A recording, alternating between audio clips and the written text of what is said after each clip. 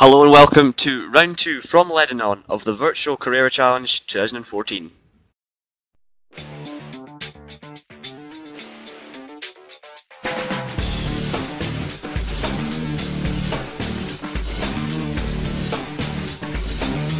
Inside SimRacing.tv, the fastest show on the internet. Sim racing news and reviews since 2007, with new shows every week.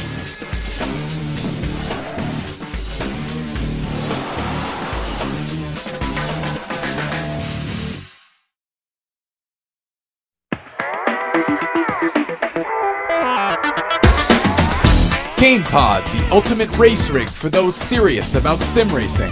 Puts you in the driver's seat with all the controls at your fingertips. Be number one on the road, in the race, in the game. GamePod, the choice of champions.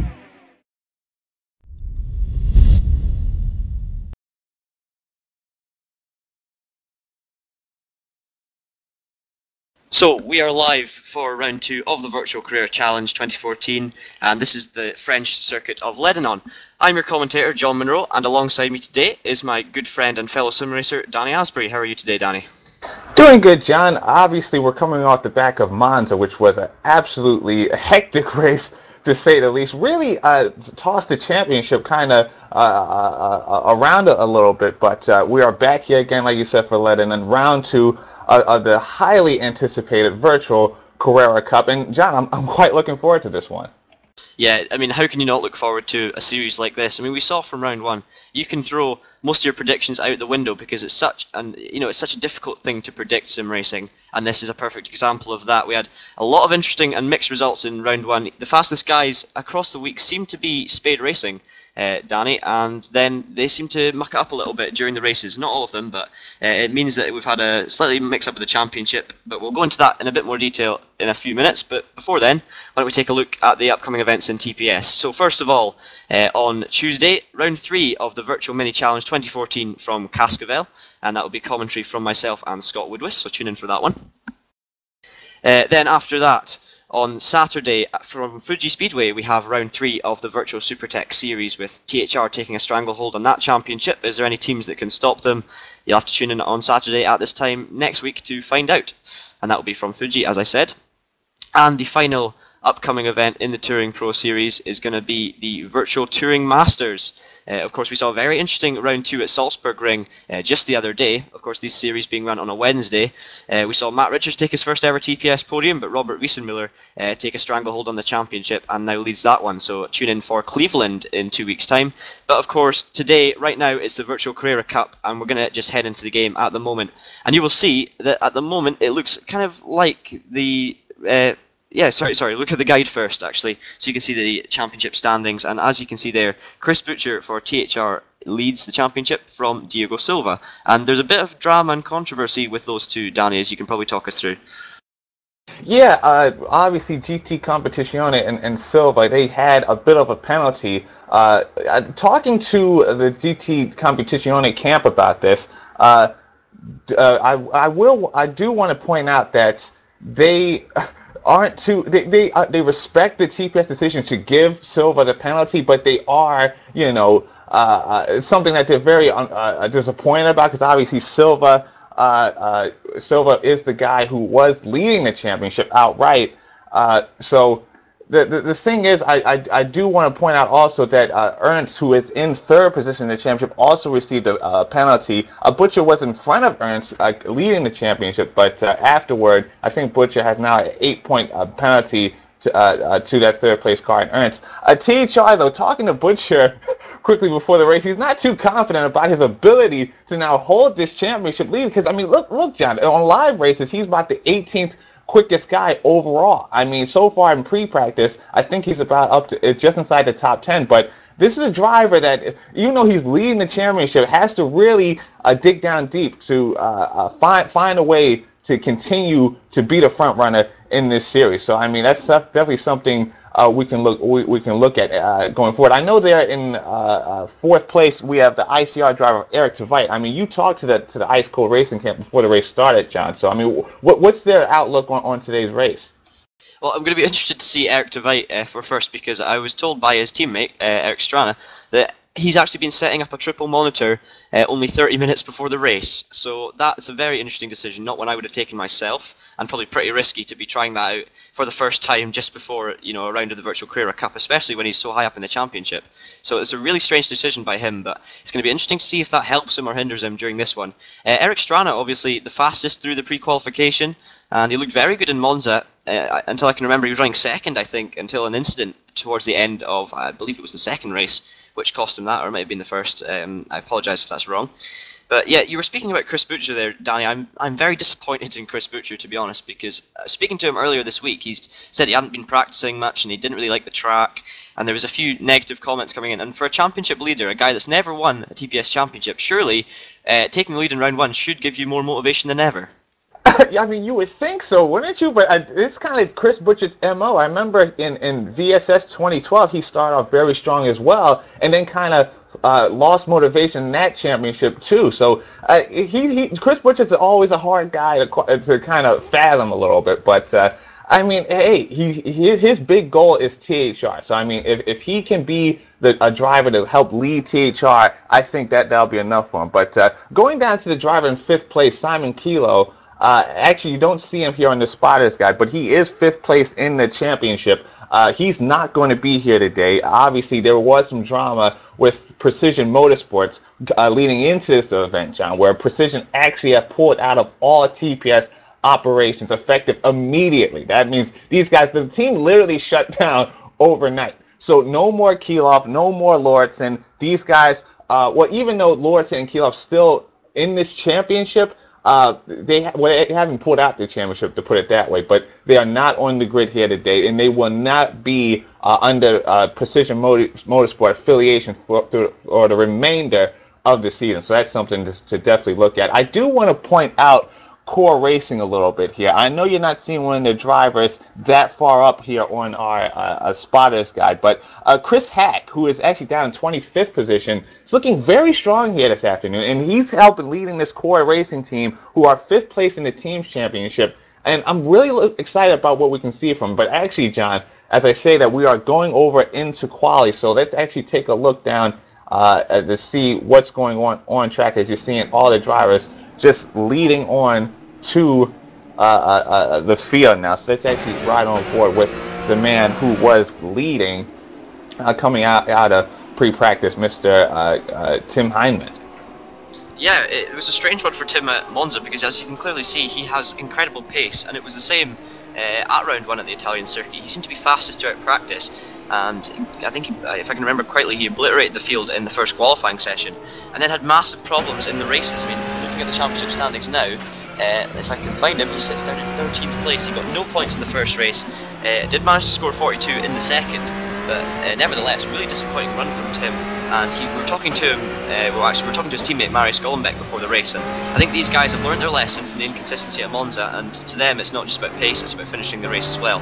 So let's just see. Tim has been quickest all through the week. He's fastest on live racers, he has the fastest quali pace. Some guys haven't even tested quali pace, so maybe we might see some surprises there. But this might be a good time, actually, Danny, to take an onboard lap of the Ledenon circuit. If we can go on board with the fastest man, Spade Racing Tim Heinemann. So he heads down the pit straight now, and it's a very tight and twisty circuit, Ledenon, but at the same time incredibly exciting. As you can see into turn 1, flick it down to 4th, very close to the curb on the inside. It's going to be difficult to make any overtaking moves into there. Hold 4th gear all the way around here and flick it down to 3rd, and you have to just wait before you can put the power on. If you're too ambitious, you're going to run wide and lose so much time down here. So now you head down the hill towards turn 5, which is a hairpin, another possible overtaking zone. The first on the track, I should say, as he heads back up the hill now, up to 2nd, through the gears to 4th, I believe, before changing down to... Some people like to take this corner in first, actually. I was watching Tim in practice earlier, and he prefers first gear through here. And now this is the most exciting part on the circuit, one of the most exciting moments on the calendar, as they head over this crest. Look how steep the decline is there, and don't quite head it into 4th. Stay in 4th, just flick it round the right-hander, and make sure you get a great run up this hill, as you're about to see. So massive elevation changes, and Tim seemed pretty quick through there. He did have a man on his way. That might have helped him, it might have hindered him. And now, this is through the second sector split point. You have to hold it in 4th down there, flick it down to 2nd, try not to run too deep, which Tim seems to have done, but he's got it back nicely for the start of sector 3. A right hand flick that is flat out, and you stay flat out through this left hander up to 5th gear. And this braking zone, you have to brake through this corner and through the left-hander to flick it down to second, a big decline in the altitude there, and then straight back up the hill, and you blast over the line. Let's see where this lap's going to put Tim. Chris Hack's on a very good first lap, and Tim's going to cross the line. It's a 1:20.7, so that's quick. It's not the fastest times we're going to see, but it's a good banker from Tim. That should put him reasonably high up the field, but that is a lap of the Ledenon circuit. Yeah, now remember, the fastest time we saw through the week of testing on live races was by Tim Henneman, who actually was the only driver to break the 120 mark. He had a 1:19.9, I believe, but so far that 1:20.7 is just a banker. Like, remember, it takes a while for these tires to come up to temperature, and it's something these drivers have to keep in mind. Therefore, you're going to see longer quality stints. As there's Oscar Hardwick, you see, you do not want to do that. He only maybe completed 1 or 2 laps there, Hardwick did, and then he's off the track. So therefore, he has to restart his session, which means it takes another 2 laps to get those tires up to temperature. What we saw at Monza, most of the guys just did a clean run through and just I didn't go back to the pits. Just let the tires get as warm as possible before we saw the fastest times from the session. So I expect guys to stay out a little longer to set their times here. We're riding with Philip Schmitz, who was in 7th place. Remember, Philip was in a Division 2 for Monza and made his way up to Division 1, and now he's looking very strong, up to 8th already. I know it's very early on, but it's definitely something we want to keep our eye on, see how these Division 2 guys are faring. Going out to the front, Marius Gullenbeck has now set the fastest time at a 1:20.4. So, John, like you were saying, Spade Racing is on it from the get-go. Yeah, definitely. But as you can see there, he's already been knocked off by, of course, Tim Heineman, who was fastest. Toby Davis has done a very impressive 2nd place lap. But keep an eye on Chris Hack, because he was 2 tenths up through the middle sector on Gullenbeck's time. So if you look at Chris Hack as he crossed the line now, goes up to 4th, and that's a stunning lap from the core driver. He was actually talking to us a bit earlier, and he's been off work this week, which has given him more time to do some practice, and it's clearly paying off, because the core driver is in 4th place, with his teammate Heinz Petzold also putting up a good show in his first race in Division 1. But yeah, these guys are looking competitive today, Danny. Chris is looking very quick on live races all through the week. So let's just see if they can get these results together. Chris is actually quite known for being a driver who saves his tyres and has good racecraft. He proved it in the Clios a few seasons ago, and actually in the Tom Cole Clio series. Another man who's gone purple is Eric Strachan. I'm not sure where he is in the track. Actually, he's coming into the last sector now, so Eric's on a really good lap. Make sure you don't run too wide, and make sure you avoid the grass in the exit. That's a beautiful line through the final turn. So Eric Strachan of Ice Cold is going to cross the line. Where will this lap put him? Will it improve him from 5th position? It should do. He's going to cross the line, and he goes pole with a 1:20.361. That is a stunning lap by the Swede, and it puts him fastest so far in the server. So that's very interesting. And just as we say that, Heineman goes on a 1:20.1, and these are the kind of lap times that are going to put you right up there in the grid. Tim was saying he's possible that you can do the 19s, but in qualifying session, of course, you've only got 10 minutes. You don't have 10 days, effectively, which you have in practice to set a good lap time. So a 20.1 is going to be difficult for anyone to beat that. Yeah, so like I said, the tires are heating up, guys are going quicker. Riding on board here with Thomas Erzin. Remember, this is another driver that's coming up from Division 2, won one of the races at Monza in Division 2. Now here in the big time, Division 1, let's see what he's got, goes to 10th. So that's a solid time with 4 minutes remaining for Thomas Erzin.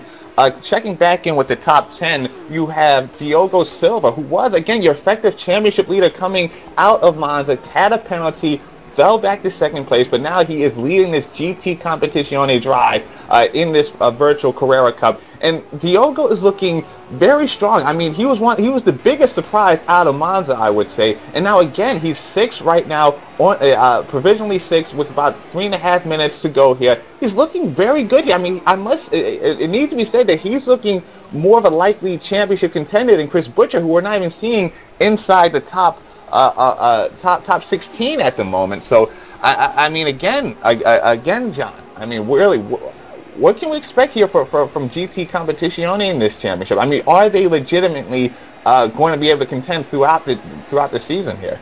I think they're as surprised as we are, to be honest, because we were speaking to them earlier, and Diogo did a stunning job in round 1 to be so high up, and we were speaking to them and saying, well, if we could win a championship, that would be absolutely amazing for us as a team and also for Diogo as a driver. And they didn't quite expect to be as high up as they were, and he was very impressive in Monza. His consistency really did pay off. And yeah, he's been very impressive throughout the season. I'm just going to throw this in before we have any more times come in. Just a second ago, before Jesper Tolberg went 7th, it was Sheldon van der Linde in 7th, and that was, at that stage, the top 7 was consisted of 6 different teams, because we have, of course, Spade Racing of Tim and Marius. We had Ice Cold's Eric Strana, THR's Toby Davis, Core's Chris Hack, and GT Competizione Diogo Silva. So that shows how many teams are in this to win this, and how competitive the leaderboard is. Of course, Jesper's jumped up to 7th, which kind of proves that Spade Racing are the team to beat now, with 3 cars in the top 8. Also, Boyd Bryson in 9th. I forget right now. I think he is. Yeah, he's racing for Core as we look at him just now. So that's a really good showing from Core, it has to be said, Danny. As we were saying, and GT Competizione, I'm not sure if they can fight for this championship. I think Diogo showed amazing pace at Monza, but it was more his consistency that paid off, and if Spade can get it together, it's going to be very difficult for anyone to beat them. Speaking of Spade, Jesper Tolberg, who, has to be said, has been struggling a little bit through practice. He's been focusing more on his race pace than quali, but he's jumped up to 5th at the moment on a 1:20.662, so that bumps Chris Hack down to 6th, but still a very good time. And this qualifying session is very exciting, because we're not seeing too many purple sectors, of course, to be expected, with Tim Heinemann and Eric Strand being so far out in front. But yeah, very competitive qualifying session across the whole board. Yeah, and I just wanted to point out Boyd Bryson very quickly. This is a driver who's really impressed me through TPS winter season so far. Not only in this championship, but also in a VTM where he's done exceptionally well. I mean, this is a driver that kind of developed over the summer. I know he drove GPVWC Super League. I think that really helped this guy develop as a driver, come into his own fruition. And now we're seeing the Boyd Bryson. This is a different Boyd Bryson than what we saw in VV8. That's where he really debuted within the TPS. This is a guy who's now transitioned, made it to another level, and he's with Core Racing, like you pointed out, John. And Core Racing, this is one of the new drivers, well, newer drivers that they're helping to really set the tone within TPS. Remember, the 5th place in the teams championship, just behind GT Competizione. So these are the 2 teams that, I mean, it's surprising that it's not Spade Racing that are the new teams that are really making headlines. It's or rather in the points championship, it's GT Competizione and Core Racing. Both of these teams are in front of Spade, who sit in 6th. So it's definitely something to look out for. As the quality session is just about ending here. Tim Heinemann is not out for a lap, so he will not improve. Chris Butcher jumps up to 13th, so there is a big improvement. Remember, Butcher, I think he was down like in 27th, even 26th. He was really not doing. He was struggling so far, but 13th position at least gives him a shout to get inside that top 10 and perhaps have a run inside the top 5, John. So this was a very clutch lap from Mr. Butcher. Yeah, but just, I mean, you just have to look at that. Sorry, just to miss there. Chris Hack has just gone in 3rd place for Core Racing, and he wasn't as confident as we were about his pace earlier on, but he's proved himself wrong more than anyone else there. A fantastic lap from the young Englishman to put himself 3rd in a 1:20.553, and I think with the loss of precision, I think it's encouraged so many different teams to blossom and come out of their shell in this series. Especially, we've seen Core, GT Competizione, we've seen Aerostream in VSS, and also Matt Richards in the Virtual Touring Master. We've seen a lot of Spade Racing, of course. We've seen a lot of new teams come to fruition here, which is very interesting to see. So now that Precision's gone, everyone else wants to be that team that Precision were in terms of speed and results, and they're showing it here. Chris Hack, stunning lap, and he's got, I think that's purple through Sector 1. Yeah, he's gone quicker. So he's gone quicker here. He's just going to come up to the end of Sector 2 right now. Let's see where the split is. Oh, he hits the curb quite heavily. He's only a 10th off, and that, if he matches Tim's last sector, which is going to be difficult to do because we saw how good that was, he's going to put himself ahead of Eric Strand here as he comes across the curb up to 5th gear, flicks it through the left-hander, and now heavy braking now. He needs to keep the car as straight as possible, get it turned in nicely, just click the curb on the inside, which he does perfectly, and gets the power down early. He goes 4th because Toby Davis has gone 3rd, but can he immediately leapfrog back ahead of the THR driver? He's going to cross the line. Where will this lap put him? 3rd, he does jump ahead of Toby Davis, and he's less than a 10th of a second behind Eric Strand now, so he's showing consistency as well as pace. What a lap there from Chris Hack. Leaves it to the absolute last second there. Throws in a lap. I mean, there's some other guys that put in a late time. Tallberg's on a lap. Not sure if he's improving, though. Silva there in 7th. Sergio Jr. pops up inside the top 10. Very well done to him. Heinz Petzold. Remember, Petzold's coming up from Division 2 as well. Goes 9th. Then we have Sun Xiao there in 10th around it, and that's going to end it. Tallberg does not finish his lap, does not improve. So actually, John, mind taking us let's do a quick rundown of the grid to end out that quali session. Yeah, definitely. So Tim Heinemann, the expected pole sitter for Spade Racing, ahead of Eric Strana in the ice-cold car. Chris Hack, a stunning effort for Corin third, ahead of Toby Davis. Marius Golombek picks up fifth, and Jesper Tolberg, his teammate, in sixth position. So that's three of them inside the top six. Diogo Silva picks up an impressive seventh, ahead of, even more impressive, you could say, Sergio Jr. in eighth. Heinz Petzold is ninth for Cor in his debut in Division 1, and Fabio Asencal, sorry I missed that one, is in 10th. Sheldon van der Linde is 11th for Infinity, and Thomas Erzin is in 12th. Boyd Bryson 13th, another core driver, and Kenneth Uhrman is 14th. Chris Butcher is starting this race in a disappointing 15th, and Philip Schmidt in 16th. Eric Tveit for Ice Cold in 17th with his triple monitors, and Florian Voita in 18th for Optimum Sim Racing. Emil Solberg is starting 19th with Oscar Hardwick in 20th, who does not like the car or the track, as he was telling me earlier in a bit of a grumpy mood. 21st was Miguel Cardoso, and Matt Richards, making his debut in Division 1, is 22nd. Santiago Niza is 23rd, ahead of Gary Lennon in 24th, and David Yunt 25th, with Matti Orban in 26th. Diego Quaresma 27th, and Lee Palmer for Ice Cold starting 28th, and riding off the grid is Ole Marius Miravold for It Gets Better in 29th. Alright, so with about 3 minutes left in warm-up here, we're going to go to a quick commercial break, and we'll see you guys on the other side.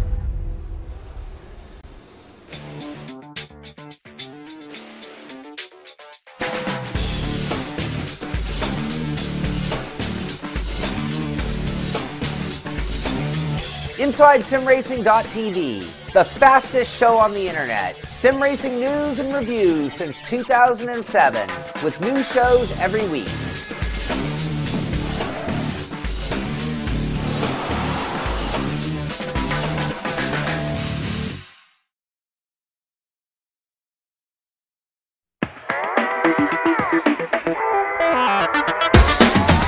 GamePod, the ultimate race rig for those serious about sim racing. Puts you in the driver's seat with all the controls at your fingertips. Be number one on the road, in the race, in the game. GamePod, the choice of champions.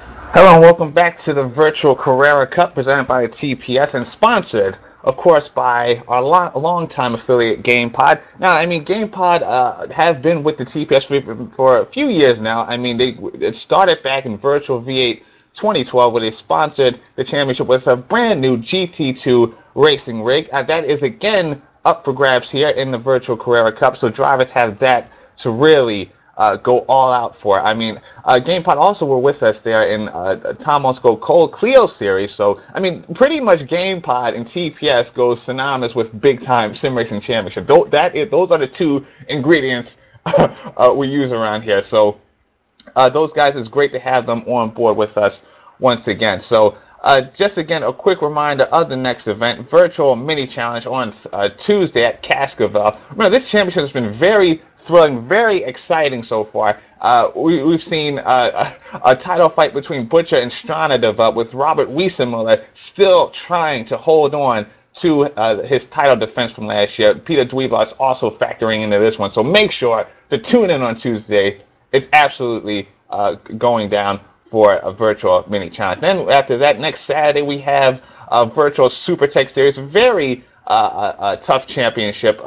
This one we're heading to Fuji, so a very different venue for the Super Techs this week. So make sure also to be on the lookout for that one. I believe we have Ryan Collins and Scott Woodwist on commentary, and sorry for not mentioning that for VMC. We have John Munro and Scott Woodwist on commentary for that. To round us off, I know we just went through Virtual Touring Masters just this week, but 2 Wednesdays from now, so about a week and a half, expect Virtual Touring Masters to get back underway. Remember, Toby Davis and Keith Barrick will be bringing you that one. And that's going to cap off the next events. Let's take you back down to the grid. Obviously, these guys are about to get underway here with warm-up. Warm-up is over, so we're about to start gridding up a formation lap, and then we're going to get underway with obviously the race one. 2 races on a slate here for today, 24 laps each of them,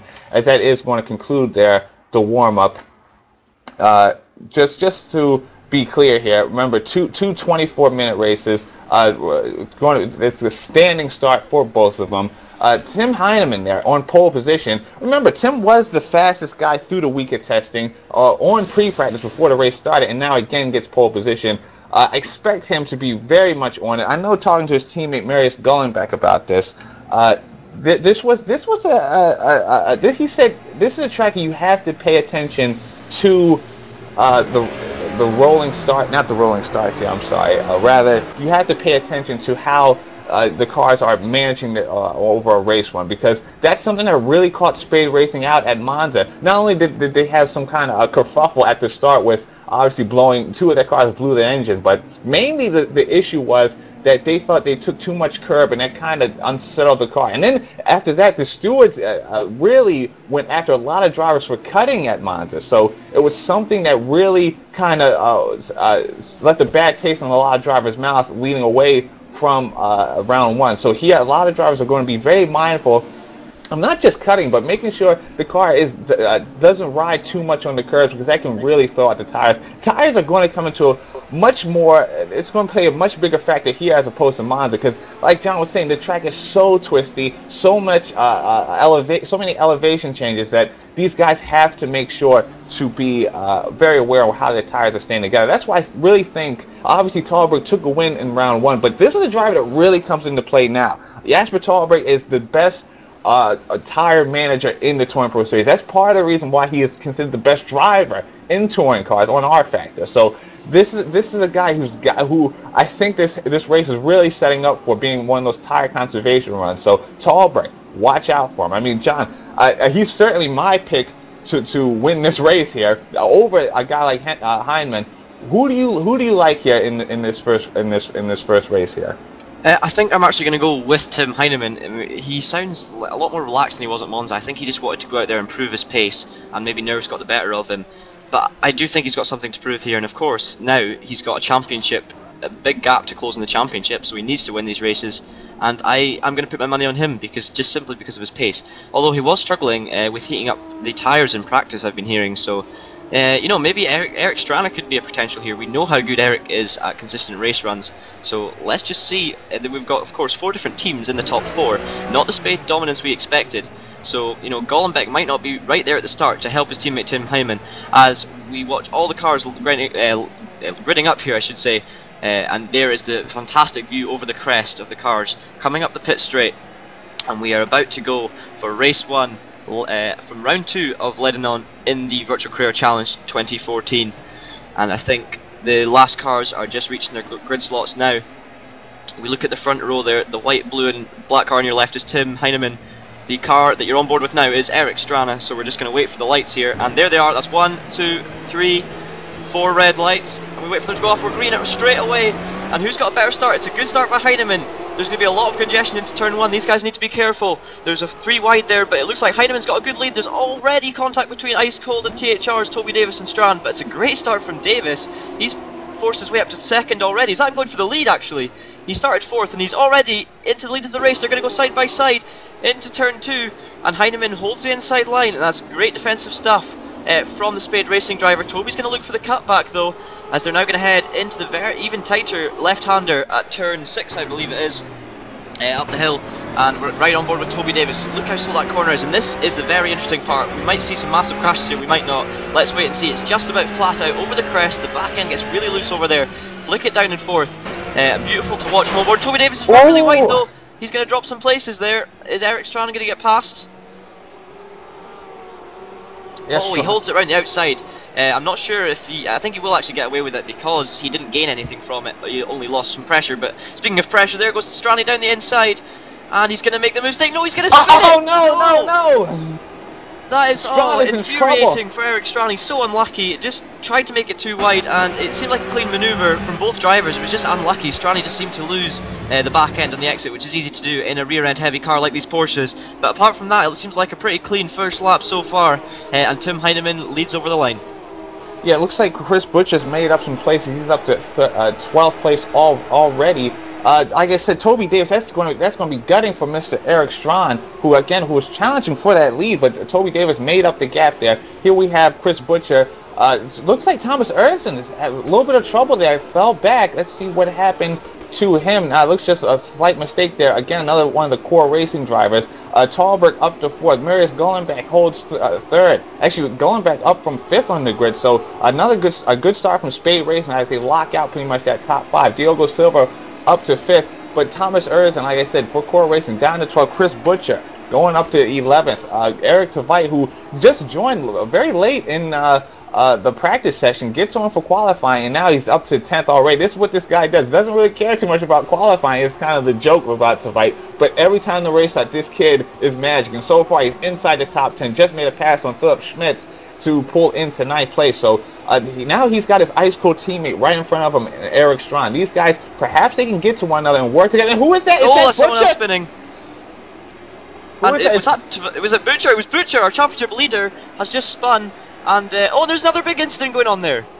Oh wow, what happened to Butcher? What happened to Butcher? Where is he? Where? Also, I should probably mention while we look for the replay, Chris Hack, unbelievably, looks like he's going to be out of this race. He's down in 28th, a lap down, out of the race, and that is gutting for him, who started 3rd position. But let's see what happened on track with Butcher. He was down the inside for the corner, made contact with number 39. I'm not sure quite which driver that was. And he's been forced the inside there, and he's hit the back of Tveit, and that was just unfortunate. Nothing Butcher could do. Nothing Tveit could do, I should say. And then, yeah, I'm not quite sure how to call that one, Danny. It just looked like a slightly ambitious move from Butcher that didn't pay off. I'm wondering if that was Schmitz there in 10th position. Let me actually ride on board with Schmitz's car just to take a look. Yeah, it was Schmitz. Remember, this is a driver that came up from Division 2, got a slight contact with Butcher, but what pretty much did Chris in is the second contact that sent him around completely. Very unfortunate there from Chris Butcher. I mean, this is your championship leader, now down to 22nd position. Had a nice run at the end of quality to get 15th on the grid, but now he's got a lot of work in front of him to salvage any type of result from this race today. So definitely something we're going to have to keep our eye on. Just the check-in at the front. Tim Heineman still leads, has a 3.1 second gap to Toby Davis, and now, yeah, Toby Davis is pretty much locked on to by the Spade Racing cars behind them in Marius Golenbeck. Spade Racing Heineman goes quickest. We have some few drivers into the pit lane now. Is that one of the Spade cars? I think it might be a core car, actually. Look, have quite similar liveries, but I thought the same as you when we first saw it. But it shows how good Spade's race pace is. They're running 1st, 3rd, and 4th at the moment. Yeah, indeed. And Murray's gone, but all over Toby Davis. And Talberg's having a little bit of trouble here from Diogo Silva in GT Competizione. Remember, he's lost one of his quick teammates. Pipo Rodriguez is now one of the only drivers, actually, one of the few drivers that actually got demoted to Division 2 because he had a penalty that saw him now -2 points. Overall in the standings. So remember, Silva's without one of his major teammates in Pipo Rodriguez. Pipo, remember, he led really the GT Competizione front to get them over into TPS. So now he's gone from this event. Now Silva has to do it on his own, but he's looking very strong. Again, this is a driver in a car that looks very good under race conditions, in Silva in this GT Competizione machine. Now he's right on the back of Talberg already, and this is something that's very hard to do, really catch Talberg at any point during the race. Remember, he just checked out at Monza race 1, and so far he's going to have his hands full keeping Silva behind him, John. Yeah, definitely. Silva is a very keen racer, and he will be being careful, of course, not to have a similar incident like he did at Monza. You know, despite GT Competizione feeling it wasn't their fault, he still managed to get a penalty for it, which is really unfortunate. Toby Davis, something's happened to Toby Davis. If we can catch up with him, he's down to 8th. He's dropping through the order, and now down to 10th. We really do need to see a replay. He's off. He's off. So let's jump back to a replay if we can.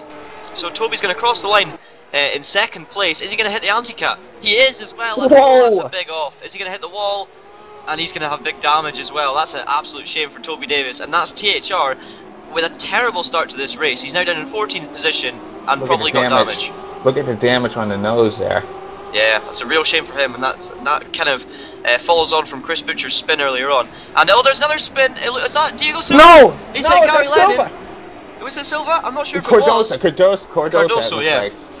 And that's Gary Ledenon now spinning again. It looks like, or was that? Yeah, it is. And that's a dangerous place to have an incident, because anyone coming over that crest will have nowhere to go. But now Toby Davis and Chris Butcher 15th and 16th, and Toby's dropping further down the order, so he's obviously had some more problems. But that was a chaotic couple of laps. It's really difficult to keep up, especially on a circuit where each corner looks the same from the TV camera. It's difficult to work out, you know, where everyone's sitting and things like that. But yeah, nightmare start from THR. And if they had practiced more, they would have been, or in Chris Butcher's case, I should say, he would have been further up the grid and probably not had to make such banzai moves to make up the position, so that might not have happened. But as you can see, Toby Davis 22nd and retired with suspension damage, and that's a real shame for him. But a chaotic couple of laps there, Danny. Yeah, very chaotic. As we're watching David Young against Owen Marius Miracle, these guys were very much a surprise at Monza, especially Miracle had a lot of pace there. But you know, just to see a lot of these drivers run into trouble here, we're seeing a lot of mistakes early, a lot of spins, a lot of sideways moments, and that just goes to show. I mean, Goldenbeck was talking about this with us, John, before the race, that these cars are just so sketchy on those curves. And we're seeing a lot of mistakes around these curves with these guys. It just unsettles the car just enough to get it sideways. Very tough track. We're really seeing how hard it is to kind of drive these Porsches on the limit like you need to in a league like this. And so these guys have to calm themselves down, because you cannot win a race. You cannot score points in a race if you're going to have all these mistakes like this. Toby Davis and THR were very confident going into this race that they could retain the team's championship outright. Now, not so much. They are in trouble. We're seeing Spade 1, 2, 3 at the front, and Tim Hyman is just unstoppable right now, as we're seeing David Young letting his teammate Chris Butcher through. But let's actually keep up with the front. Hyman is gone. He is just gone at this point. Marius going back in second place. Silva has made an overtake on Tarver. Let me see if I can catch that on replay. Looks like it might be a little too far back for us now, and it is. So Diogo Silva in the third place. So this is a driver. He made the pass on the Iceman, Jasper Tallberg. Silva might have a shot at this thing. I think Silva, right now, he's going to be walking out this race as your de facto title leader, really showing that he's for real. And Chris Butcher, definitely some questions about him. So Spade Racing, John, I mean, just wow, they are really asserting their dominance here. I mean, just to put it into perspective, the lap time Tim Heinemann just did, which was the fastest of the race, a 1:20.276, that would have been quick enough to still get him the pole position for this race. And that shows how unbelievable his pace is at the moment. And you were saying, you know, Diego Silva will be leading the championship out of this race, but I don't think it's in his hands to be at the moment, if I'm honest. I think it's in Spade Racing's hands, but if they muck it up and Diego's there to pick up the pieces, then that is brilliant for him. And he's showing us right now his credentials by running in third position. It's not just consistency, it's also pace. But he's going to have to do something about the Spade Racing guys and their pace. He's going to have to beat them on track if he wants to win the championship. Look at that, Tim Heinemann's on a 1:20.177. And I know there were some guys in practice that didn't manage a time near that in qualifying trim. So that's just ridiculous kind of pace. And they are really marking their authority on this championship at the moment. Obviously they're not at the top of the championship, but they are showing that they are the ones who should be winning this thing, and they are the fastest drivers, and they want to prove that they are the most recent addition to TPS, but also the best team in TPS. And THR aren't doing very well in defending their position at the moment. I am just tracking this battle here with Sergio Jr., who is up to 5th position, having an incredible race. Is Jr. Eric Strada right in behind him is recovering. Remember, he fell to 8th place thanks to his contact with Toby Davis. But Strada is trying to now get inside that top 5, get around Mr. Sergio Jr., and this is going to be a developing battle here, as Jr. has Jasper Tallberg in front of him, about a half a second gap to Tallberg and Spade Racing in front. So this is a battle probably we're going to have to track. Oscar Hardwick has actually made up a ton of positions, now sitting up inside the top 10. I think, did someone follow outside this top 10? No, Tavite is up to 8th, so Oscar Hardwick just having a very nice run here. I believe he's driving for Smile Power, if I'm not mistaken. So he's got Miguel Cordoza. Remember, we saw Cordoza in a bit of a hairy moment earlier, had a slight spin, but he's recovered to that machine to hold it there in 11th place for a GT competition only. Now he's got Florian Voita in behind him. And talking to Voita before the race, he's a driver. He's just we noticed he's taking a ton of laps on live races, and he said, you know, look, I'm coming from Gran Turismo. I mean, rFactor is something new to me. I've never driven tracks like Ledenon and whatnot, and what have you before. So he's taken a lot of time just to familiarize himself with the rFactor physics and whatnot. Because this is a driver who, in Gran Turismo, is one of the best in the world. I mean, he almost won GT Academy, the German series, with. That's where he met Florian Strauss. Florian told him actually about TouringProSeries, and that this is the place you really want to have top level sim racing. Because I mean, this is one of the top GT5 drivers in the world, Florian Wojta, and he comes over here in the TPS and still is struggling to be at that top rung because TPS is also at that top rung. So this is a driver I'm very curious to see how he develops through his tenure here at the TPS. I know it's just beginning, and what is that out in front? Contact between Cardoso and Hardwick. It was Cardoso making a dive down the inside of Hardwick, and that has not pleased the Englishman, Oscar Hardwick. And you'll see the replay here. Cardoso just looked to the inside into turn one, and this would have helped Florian Wojta quite a lot because it'll put him up to 10th place. And it looked like he got down the insides, maybe slightly ambitiously, made contact. Oh, they both went for the apex, it looks like. And that caused both of them to lose the back end and more contact on the exit, which couldn't be avoided. And that's handed Florian Wojta the position. So it looks like two guys both going for the same piece of tarmac. A racing incident, but it's cost them both. Yeah, and, I mean, yeah, Florian's up to 10th. Yeah, Wojta says thank you very much, and now Butcher goes by and try to get 11th.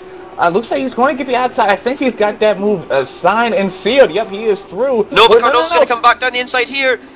And if he can make this stick, that's fantastic defensive kniving. Now Butcher's got the inside, and they're still going to be side by side through turns 1, 2, 3, 4, and now 5. And maybe even 6 if he gets a good run up here, Cardoso, but he eventually concedes the position to Butcher. So a really nice move from the Englishman, who's going to be very angry after the first couple of laps. And I would not like to be in that THR channel trying to drive right now, because there'll be a few angry drivers there with Chris and Toby. Yeah, I mean, look at this mid-pack battle developing here from Butcher all the way down. I think we have Yunt here on the tail end of this thing. Let's actually ride down through the grid a little bit. Old Marius Miracle, the Yunt Miracle battle continues here for 14th and 15th. Matt Richards is silently trying to slip inside this top 15, and now he's going to have a look at Old Marius Miracle very shortly here. Let's see if he can get some type of run. I think he's got the inside. Not sure if he's got the momentum to actually make this pull off. Miracle giving way too much room, I think, right there. And Matt Richards, actually, no, very fair there from Miracle. Holds just enough, gives just enough room to hold position. No, Richards! Almost goes over, almost flips the car. Oh, that would have been a spectacular moment to actually catch on the live broadcast. And then Matt Richards is going to actually have to calm the nerves down a little bit there. I know we saw Pipo Rodriguez actually do something similar like that to Monza. Didn't quite flip the car, but came close. And Matt Richards also joins those ranks there. There's showing off, and then there's that. I mean, I'm sure you would have been I bet you'll be sitting there right now thinking, oh, I wish I got on the broadcast with that. Unfortunately, we did, and that's an interesting way to spring Airstream into the fold of Division 1. But yeah, great drive from those two guys. Actually, Miracle started at the back of the grid in 29th, so to be in 15th, he's gained 14 positions, and that's an incredible drive from him so far. Just looking back through the grid further, Lee Palmer 18th, Santiago Niva in 19th, with Kenneth Uhrman, the THR driver, in 20th. Gary Lennon a lap down in 21st, but we saw him have incidents earlier on, as did Matej Orban, who was in the pits. And then 23rd is the very unfortunate Chris Hack, who qualified a stunning 3rd, had issues earlier on. And the Ice Cold driver Emil Solberg obviously also having issues in 24th. And 25th is Boyd Bryson, another man who was quick in practice. So there's a lot of top guys who are struggling. Toby Davis also retired, with Philip Schmitz retiring the incident we saw with Butcher earlier on. And Fabian Asenkow retired, Sheldon van der Linde also retired, and his brother isn't racing today, Kevin van der Linde. So a disappointing race for those two brothers. Yeah, and that rounds off our field. We knew Toby Davis was in trouble. That car, his front end was almost on the right side, was completely caved in. So we knew that car was going to be hard. It was going to be difficult for Toby Davis to do much of anything with that THR machine. He's out. That kills THR's a championship bid, so to speak. Obviously, they still just for the impact of that, rather, from this round, it's going to be hard for them to walk out of here with the team's championship lead like they did obviously at Monza. Diogo Silva, very impressed by him. A lot of people have been saying that Silva is kind of just a fluke. He just kind of picked up the pieces at Monza, didn't have the outright pace, really wasn't the true championship leader. But you know what? He's saying, not so fast, guys. Jasper Tallberg, you can take a seat right in behind me, and I'll see you in another 12 laps after the race is over. I think Silva, he is pretty much resolved to hold on to his podium position, and he's got every right to do so. He's very quick. Only a 12-second gap to Tim Hyman in the lead, but Thalberg, he's just biding his time. This is what Thalberg does. He waits, and then he pounces. When is he going to make the move over Diogo Silva? Because Silva, although he's held this position for the majority of the race now, hasn't been able to pull a gap to Thalberg, and that's something that you absolutely have to do with Thalberg. And Thalberg, he's looking behind him. He's got obviously Strawn now, who's really trying everything he can to get behind Sergio Jr., who's been very impressive to hold on to that 5th position. So this is something we're going to have to develop, John, because I think we're only a few laps away from this really popping off before this being kind of a signature battle for this podium position. So definitely something we're going to have to watch as the race develops. Continuing to ride down the order, Eric de Veit continues to make up positions. Now through on Heinz Petzold, and Petzold's got to be thrilled with his result so far today. Here, remember, Petzold started in the Division 2, up to Division 1, now inside the top 10. So he's going to be thrilled, going to pull a huge bag of points for Core Racing. And Core, again, John, they continue to impress here. Yeah, definitely. As you can see there, Thomas Erzin in 9th position. And he's got a 12-second gap back to Chris Butcher, so the worst he can do without mistake is going to be 9th position. Speaking of Chris Butcher, there he is for THR Yellow. So it's rare to see Chris actually outside of THR Red, because of course that's the team he usually races for, and also in the Virtual Minis. So well, you know, it's interesting to see him there, but it's just obviously because of team championship standings with him being teamed up with Toby. Well, to that effect, I actually caught wind that there was quite a big argument going on between Butcher and Davis behind all this. Butcher really wanted to be THR Red. Toby wanted THR, the signature THR Yellow. Those guys went. Robert Williamson told me this was a whole spat about this. Finally, Butcher concedes to go THR Yellow, and so far, so good. But Butcher definitely his championship is completely under siege right now, considering Silva inside the podium. And I'm actually curious with Florian Wojtek, can he now fight back at Butcher? Remember, he was in front of Butcher, was inside the top 10. Butcher got back around Wojtek. Can now Wojtek go after Butcher to get inside the top 10? He will be thrilled about it. Talking to Wojtek, he said the top 15 is the goal. So far, goal met. And now Oscar Hardwick under siege by David Yuntz, Old Marius Miraval and company. I think, who is that? A THR car? And that is Yunt right in there behind Oscar Hardwick. That's the Yunt Miraval battle continues to fight. Twice dropping through the field. And is a that disconnect? Another one. Disconnection again. Oh man. He had the first 2 rounds of the Virtual Touring Masters. Tveit had a disconnect. And at Salzburg he was doing really well when he disconnected with only a few laps to go, and there is another one that's absolutely heartbreaking for him, because of course he puts in all the practice all week and gets 3 disconnections in a row, and there is no words to describe how gutted he will be right now, and I'm not sure if he's going to have I might not even feel like racing in the second race, because he's going to be so disappointed at that, and of course there's always a risk of it happening again. And it's just such a shame for him, because he's always a driver who has potential to do so well and has these kind of issues, and is just the most unlucky person. This all, however, promotes 2 of the core drivers, Heinz Petzold and Thomas Erzin, to the top 8, so now running 7th and 8th. But this is the battle we were talking about a few laps ago.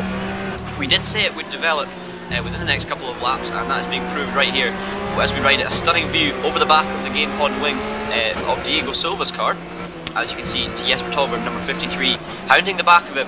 And Tolberg's probably, I'd say, his best attribute is patience. You know, we proved it many times over the last few seasons. He can just sit behind a driver for so many laps before making a move, and he always manages to force them into a mistake. Will Diego Silva concede to the pressure? And of course, he can't ignore the fact that he's got Eric Strana in 5th position and Sergio Jr., who's having a stunning race in 6th to pick up the pieces. Yeah, now that's what I was just about to point out.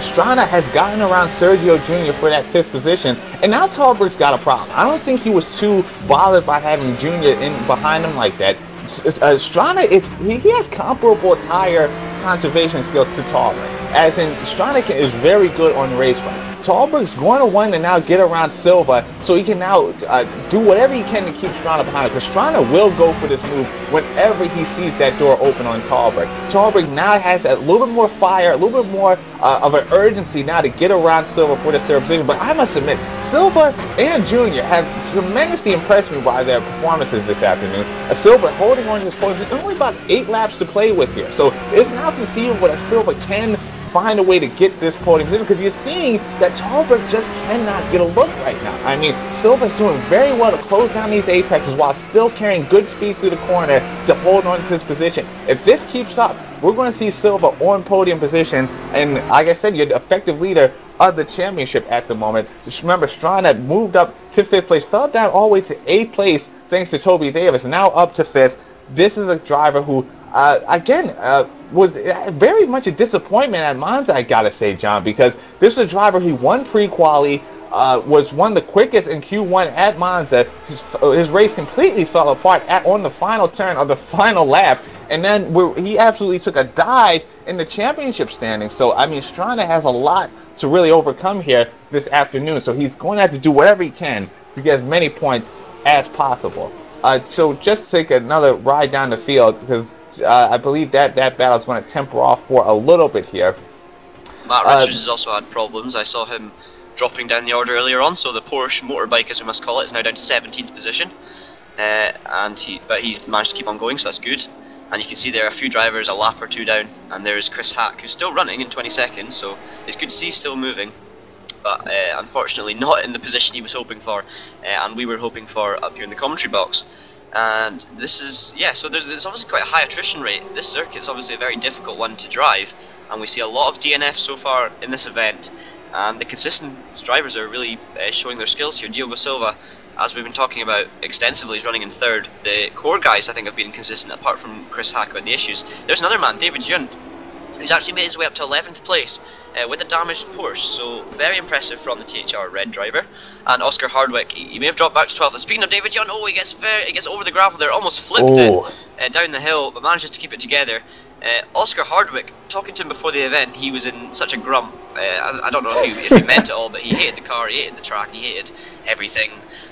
You know, what is that not the case for Oscar? And he's managed to get himself up to 12th position, so you know, maybe his opinions might change in the next race. We'll wait and see, but he's doing a good job. Ole Marius Murvold, of course, we mentioned earlier, gained so many positions off the start and is running in 13th position in the startling pink Porsche. Lee Palmer in 14th for Ice Cold, still not a lap down, so it's good to see. And Diego Quaresma rounds out the cars on the lead lap for GT Competizione, so he's obviously had some issues because we saw him high up the order earlier on. And he's only the second car in that team running at the moment behind Diego Silva, so unfortunately for Silva, he's not got much team support on track at the moment. I'm sure they'll be helping him, you know, keeping him calm on the team speak, but he's really going it alone at the moment for that team and showing that they have so much potential. But we're following here this battle between Ole Marius Murvold and Oscar Hardwick, both in pink cars, fighting for 12th and 13th position, so it's good points we're looking at here. High-end positions. David Junt, of course, with a damaged car just in front of them, he's also going to be a target for these guys. And you never know, we could see Murvold, if one more car in front of them retires, and Murvold manages to get past Hardwick and then Junt, we could possibly see him in the top 10, which would be extraordinary from the back of the grid. Yeah, and this is pretty much the only battle on track along with this Silva-Talberg skirmish. This got to about a 10th in between these two guys. Now Talberg's falling back a little bit. Strana is now all over the back of Talberg. Pretty much the only 2 battles on track, again, is that mid-pack led by Jan, and now this one at the front led by Diogo Silva. And like you were saying, John, the loss of Pipo Rodriguez here for GT Competizione is huge. Obviously, Rodriguez fell into some trouble with some incidents last round. Got a tough points penalty. Now -2 points in the championship standings. It's going to be very hard for him not only to really get his psyche right after that. It's going to be hard for him to fight back to get enough points to get back into Division 1, because that was really Silva's running buddy. That was the guy he could really fight with inside the top 10. Remember, Pipo Rodriguez was actually the fastest GT Competizione driver for Monza. Now without him here, Silva is left to fight alone. But what I had to commend the drivers. So we're seeing now that everything's more sorted. The guys are at the front here. They know how the race craft is going to go, how the duration of the race is going to go. we're seeing very fair driving, I've got to say, from these guys up front. Okay, yes, we've seen some shenanigans in midfield, some contact, some spins, some guys just going off on their own, but what we're seeing here at the front, very professional stuff so far. It needs to be commended.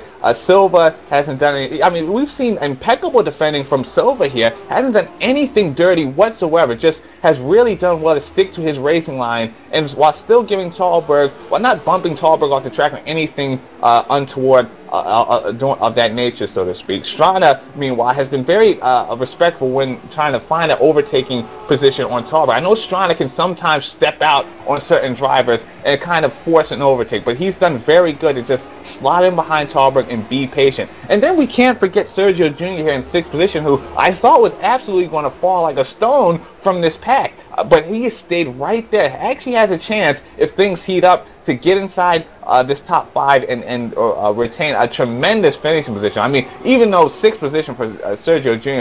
He's going to be thrilled about that regardless. But with about 4 laps to go here, John, it looks like Silva is likely to hold on to this podium. So this is definitely something GT Competizione is going to be thrilled about, and Silva's probably going to be through the moon with. Yeah, I mean, of course, speaking of GT Competizione, there's another thing they've got to be happy about, because I'm hearing from my Division 2 reporter that Pipo Rodriguez actually leads the race by 6.5 seconds. Sorry, I'm just catching in the corner of my eye. Mirivold, oh no, Mirivold is dropping through the order. Let's see if we can see what happened to him. He's managed to regain his composure there, but he was definitely dropping through the order. He was up to 13th position. He's lost 3 places, and he's much further back down the grid now behind Cardoso. So yeah, really disappointing for him. But yeah, back to the top. Pipo Rodriguez doing a fantastic job in Division 2, and Diego Silva holding on to 3rd position in Division 1. So, I mean, especially for Silva in the Championship, I'm just looking through the standings, okay, and if you look at the top 6 in the Championship, we've got Chris Butcher leading in the Championship. He has had a shocker of a race, but he's only down in 9th position. Then you've got Diego Silva, who's up in 3rd, sorry, doing a great job. Then you have Oliver Ernst, who's not even in the top 16 in this race. Eric Tavai, who had a disconnection, is 4th in the Championship. Toby Davis, who is also out of this race. I'm just looking for Oliver Ernst. He hasn't actually made it to the race, so he's one driver we actually missed. He's running 3rd in the Championship right now. As we see there, a move. It looks like Tallberg's been taken by Eric Strana, and there's contact between the two. Diogo Silva says, "Thank you very much. I'm out of here." And Tallberg's going to spin. No! Oh, that's ridiculous. The one man you would not have expected to have a problem is facing the wrong way. Thankfully, he's got a 10-second gap back to Petzold behind him. But Tallberg, it seemed like he was being bullied there by Eric Strana. You wanting to prove that he's not the only quick Scandinavian in this championship. It was just unfortunate contact there. And then, oh, Sergio Jr. looked around the outside, and I think that was slightly unfortunate because the contact between the two cars, they wouldn't have been expected to be send Tallberg flying, so I'm not sure if you can. Maybe Junior did turn it in a little bit on him there through the right-hander. Yeah, we'll take another look at it here. Yeah, it was really strange because Tallberg's the one man you would not expect to be spinning off a racetrack, but thankfully for him, he's managed to keep on 6th position. But oh, it's a really strange one. It's definitely the contact between Junior and Tallberg, and Junior's in the pits now, down in 10th position. That's gutting for him. He's obviously got damage.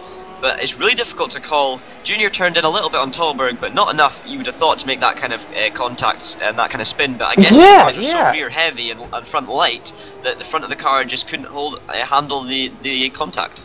That was a very weird situation, because I mean, we looked at the replay twice. There's not much in it. I mean, I can't really fault Strachan for the original contact, because okay, he made a slight contact on the outside, exiting the corner with Tallberg. That's not spin worthy, but Tallberg's car got really out of shape just through a very minor contact from Strachan there, and then the contact there from Junior. Like I said, there wasn't much there at all. I mean, but Tallberg gets sideways. I guess it's because the tires are just so ran off at this point. I mean, guys are really having trouble holding on to these machines. The stewards are going to have to take a look at that one, but for a large majority, I think that kind of looked like a racing incident. Obviously, you never want contact with another car. That's going to have to be looked into. Tallberg certainly probably isn't happy about that one. Obviously, the steward's going to give that a second look following this race here. But with only a few laps remaining, let's actually give some coverage to our leader, Tim Hyman. Just absolutely checked out from everyone, including us. We haven't given Tim maybe his fair share, so let's actually just ride on board with Tim, considering I don't really think there aren't many other tracks, battles on track, really. I mean, we have Petzold against Tallberg. Tallberg is closing on that one. We'll monitor that if it gets a little closer, but with Hyman about to come up to his final lap, let's actually talk you through maybe one race lap here from Hyman here, John, considering maybe the cars are handling a little bit differently under these conditions. Yeah, definitely. I mean, the tyres will be a lot more worn than they were in qualifying or the start of the race. As Hyman, I believe, is about to start his final lap, if I'm not mistaken. Lap 24. Yeah, that was a 120, just did a 120.7, wow. Shows. I mean, there's some of the drivers' race pace in practice with fresh tyres it was only a 20.6, so for him to still be in the 20s and still pushing might be a bit risky, but he's just proving how competitive he is and how much he wants this, because that's a stunning lap. And it's a beautiful track, as you can see, heading through now the turn 5 hairpin and back up the hill. He looks so smooth, so composed. He has 11.5 second gap, which he can afford to probably stick it in 6th gear and cruise round to the end. Get the car turned into the off-camber left-hander. Needs to be careful through here, because as you can see, this is the epic corner where you go over the crest and down this massive hill. Don't lose the back end. He does well to keep it nice and tidy. It touches the curb on the outside. Oh, beautiful line through the right-hander, down to 2nd gear. Flick it in over the inside curb and get the power down early up the hill. Beautiful, tidy driving from Tim Heinemann. You know, people watch it and think, oh, maybe it looks easy, and then they try it themselves and they're 4 seconds a lap slower. You know, as he passes, getting close to, I think that was Kenneth Ehrman, being lapped there, getting a bit close to the Spain driver, but Heinemann manages to keep himself composed, heading through the final sector of what should be the final lap, heading into the final corner of the race. No mistakes here, touches the curb nicely on the left, and that is a beautiful lap to round off a beautiful race from Tim Heinemann, who's going to cross the line now to take victory in race 1, round 2 from Ledenon, and that is an absolutely stunning drive from the Spade man, Tim Heinemann, who absolutely dominated the race from start to finish, had no pressure from behind. Everyone else was making mistakes around him, so that will do his championship no harm at all. As we look now, Marius Golombek crosses in 2nd place, so it's a Spade 1-2. Diogo Silva does get the podium, he does get 3rd, another stunning result, which puts him provisionally on top of the championship standings. Eric Strana finishes 4th for Ice Cold.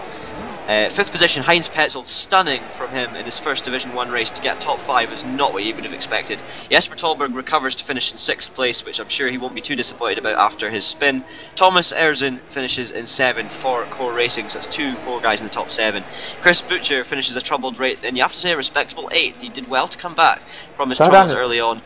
Florian Voita finishes 9th. And that's a great drive from the Optimum man, obviously adjusting to rFactor, getting more used to it now, and we could see him later on in the season being incredibly competitive. And to round up the top 10, here he comes across the line in his heavily damaged THR red car, David Yunt, followed by Lee Palmer, Oscar Hardwick, Diogo Quaresma. Ole Marius Merville does get to the finish in 14th, so he will get a lot of positions gained in that one.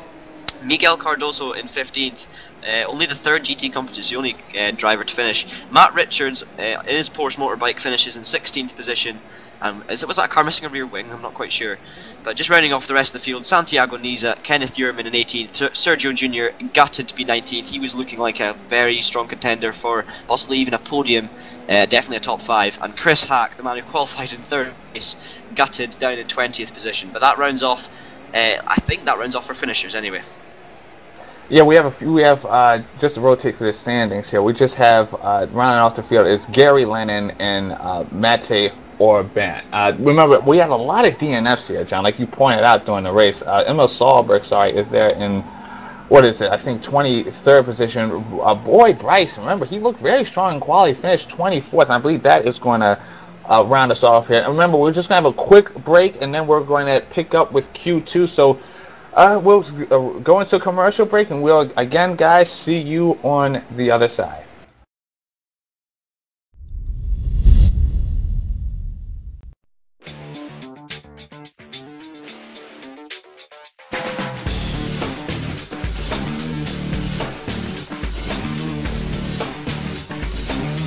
Inside SimRacing.tv, the fastest show on the internet. Sim racing news and reviews since 2007, with new shows every week.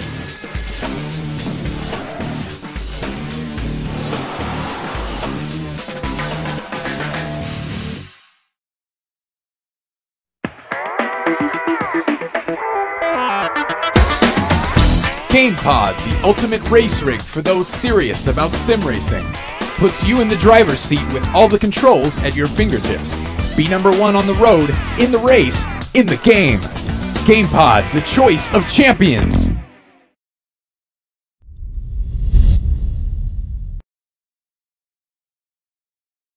So welcome back after an incredible race 1 at Ledenon of round 2 of the Virtual Carrera Cup.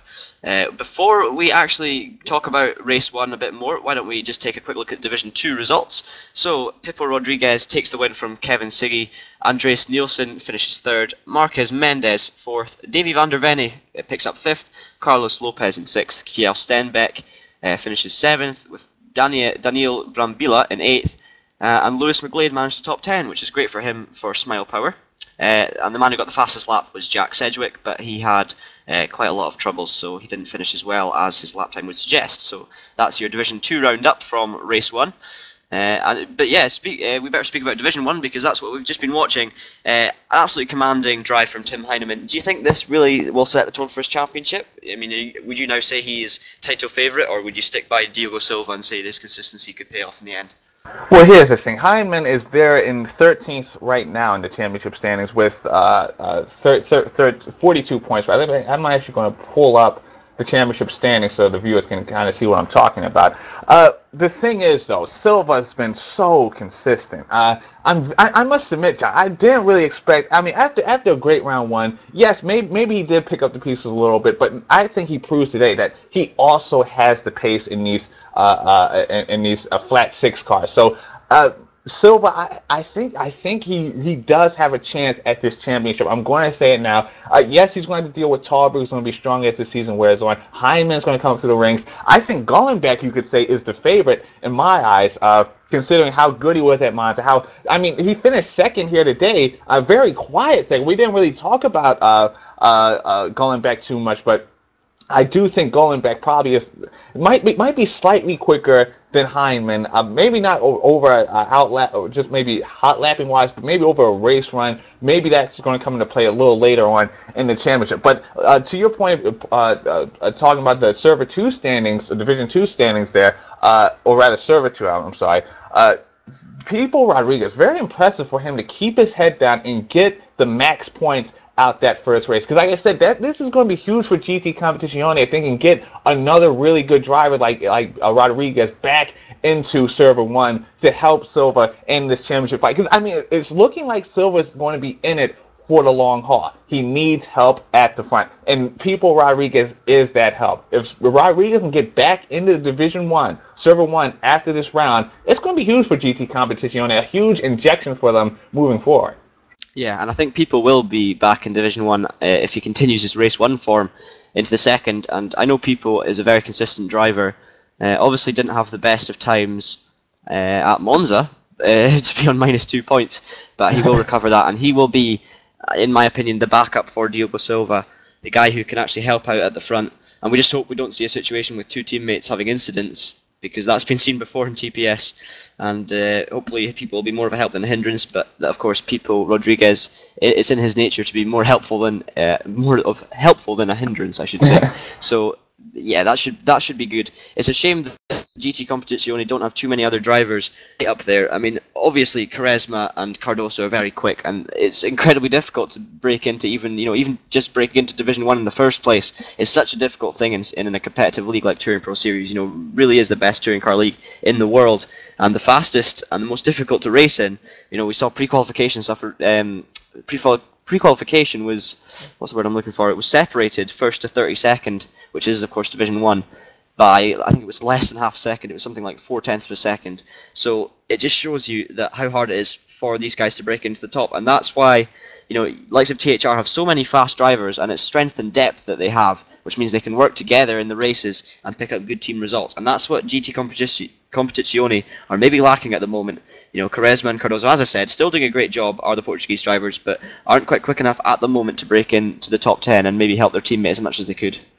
Yeah, I mean, we saw David Yunt for THR at the end. Now, he was swerving his car across the line, just elated to get inside the top 10. But again, like you said, THR have so many drivers to help pick up the pieces for their team as a whole. I mean, only Butcher and only David Young were able to make it inside the top 10 at the THR camp. I mean, Kenneth Yerman, we saw him being lapped. Not really sure what happened to him, because Kenneth started this, was after round 1, was 9th in the championship standings, had a very nice run at Monza.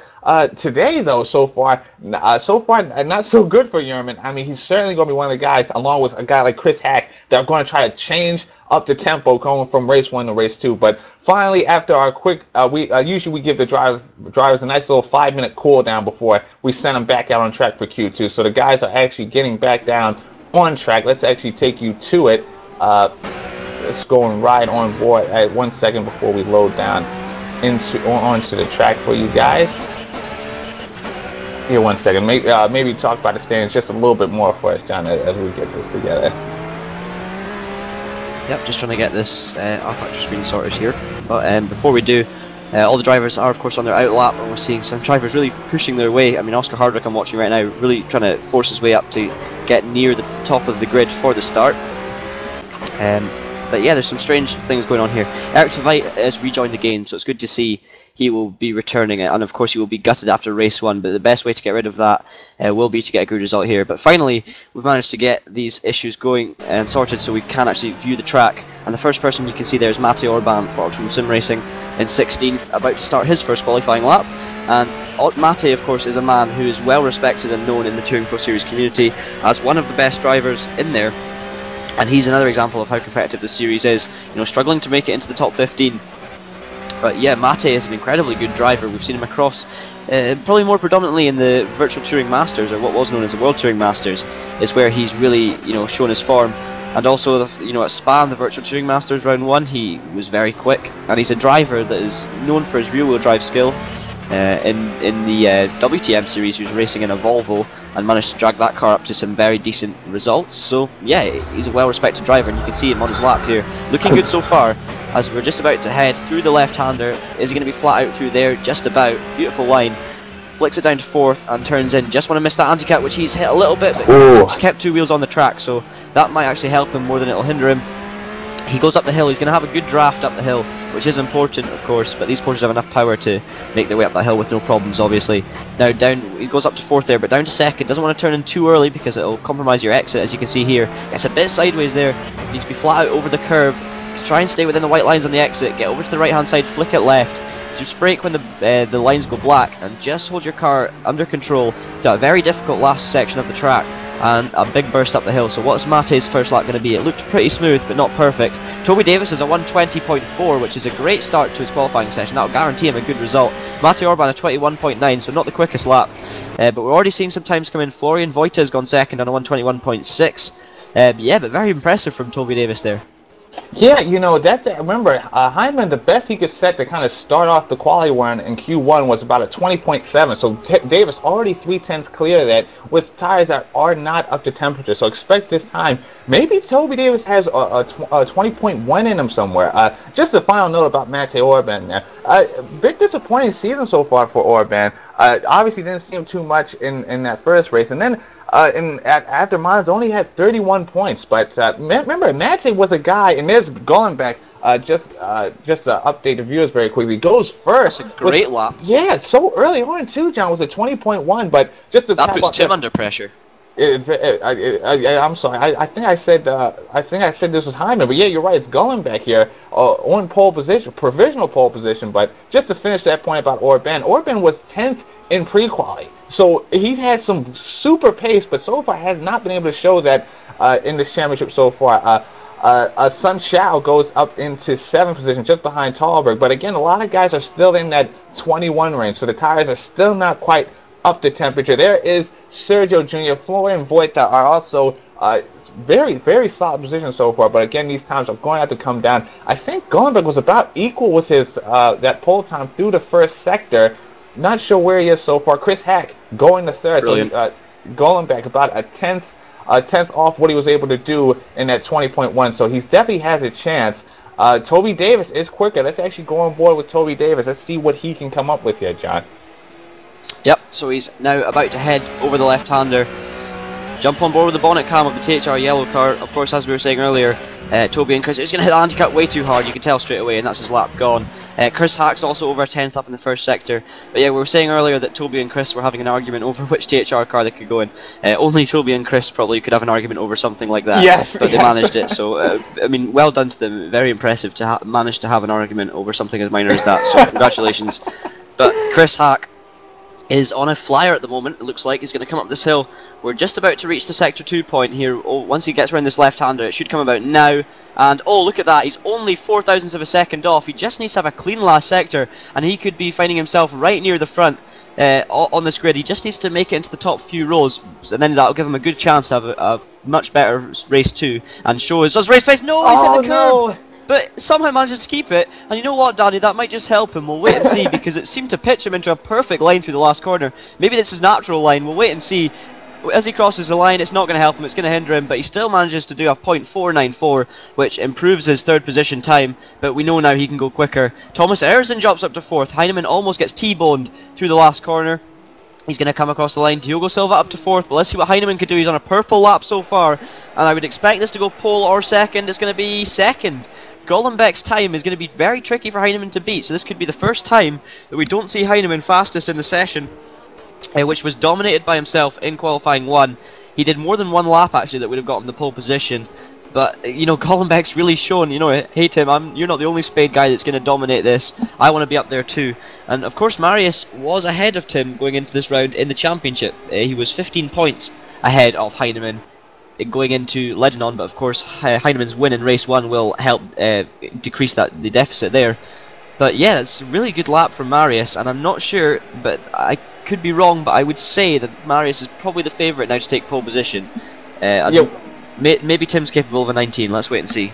Yeah, with about 3 minutes and change here, I think you're right. Right now, Golombek's in a very good position to take yet another pole position. I think he took both of them at Monza, so he's trying to get his 3rd pole position of the season. But like you said, John, Heinemann can go 19. All right, so the 19.9 is on the cards. Heinemann has to push like crazy to now achieve that time, because he's certainly being challenged. And there's Tveit going to 4th. Remember, Tveit, I don't know what is going on with this guy, John, but he's been disconnecting from races like crazy recently. He was having a great run in VTM just at midweek, but disconnected, I think, from like 3rd or 4th position. So, and then again, inside the top 10, I think 7th, and he disconnects again as Strawn, his teammate, goes up to 3rd position. So we're seeing these times cumulatively come down from Q1, and Talberg, here he is. Purple. Yeah, here we go. Jasper Talberg. Remember, he won the first race at Monza, had some horrendous trouble in the second race, had a few drive-through penalties, really, that saw him take a huge plummet down the standings, finished 6th last race after more trouble, this time with other cars on track, but Talberg still showing he's got the outright pace. He's at a 20.9 right now. Can he get that down to his fellow Spade racing drivers? He's lost a lot of time. Yeah, I'm not sure if he's quite as quick as Golombek and Heinemann here, John, but we'll see if Talberg can kind of salvage this lap to get, because right now, a 12th on the grid, that's certainly not where he wants to be. He wants to get himself inside that top 5. That's pretty much where he's been through the Q session so far this year, around 5th or 6th, as he's about to get ready to cross the stripe. Let's see what he can do with Spade Racing. We have Spade 1, 2. Where do we have the 3rd Spade Racing car? Down to 7th. Talberg goes 7th with a 20.5. He's going to be, that's a solid position from Talberg, but certainly he's going to try to push to get beyond that. And so far, Sheldon van der Linden, we haven't really talked about him very much today, but he goes to 5th position. Remember, Sheldon and his brother Kevin were huge talking points at Monza. Kevin's not here today. Sheldon has been much of a talking point, but I don't know, John. Right now we're seeing these times kind of cool off here at the front. Guys are really struggling to catch up to these Spade Racing drivers. Yeah, I mean, we did see, to be honest, Sheldon van der Linde was very good in qualifying 1. He was one of the guys in the top 7, representing one of the top, you know, there were 6 different teams, but there's some chat going on here in the server. I'm not sure if you guys saw that, but we unfortunately couldn't see it. I will actually have a quick look on my thing to see what happened, and I believe that Sheldon has left the game. I'm not quite sure. Yeah, it looks that way. Let me rotate to the stands while Strawn is going quicker. Meanwhile, Strawn's purple. Yeah, Sheldon is gone. Meanwhile, yep, he's left the game.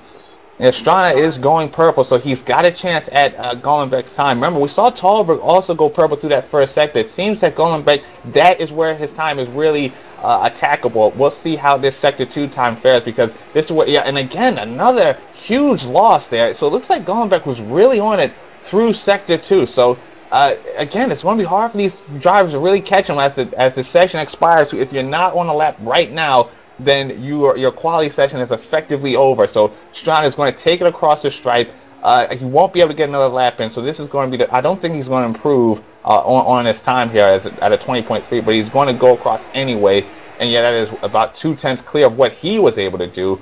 And he actually gained some time into that final sector, though, John. So Sheldon Van der Linde, I think he's back in the game, retained his 15th position on the grid, and just to run, we have Toby Davis. I don't think he's going too quickly at the moment, but yeah, John, it looks like, again, Spade Racing have taken all pole positions so far through the 4 Q sessions this season has seen, and so far they have just been unapproachable. Remember, Strana is not going to be able to complete that lap, even though he is down to the first sector, or he might actually be in the pit. That might be just a timing glitch. No, he's actually still out on track.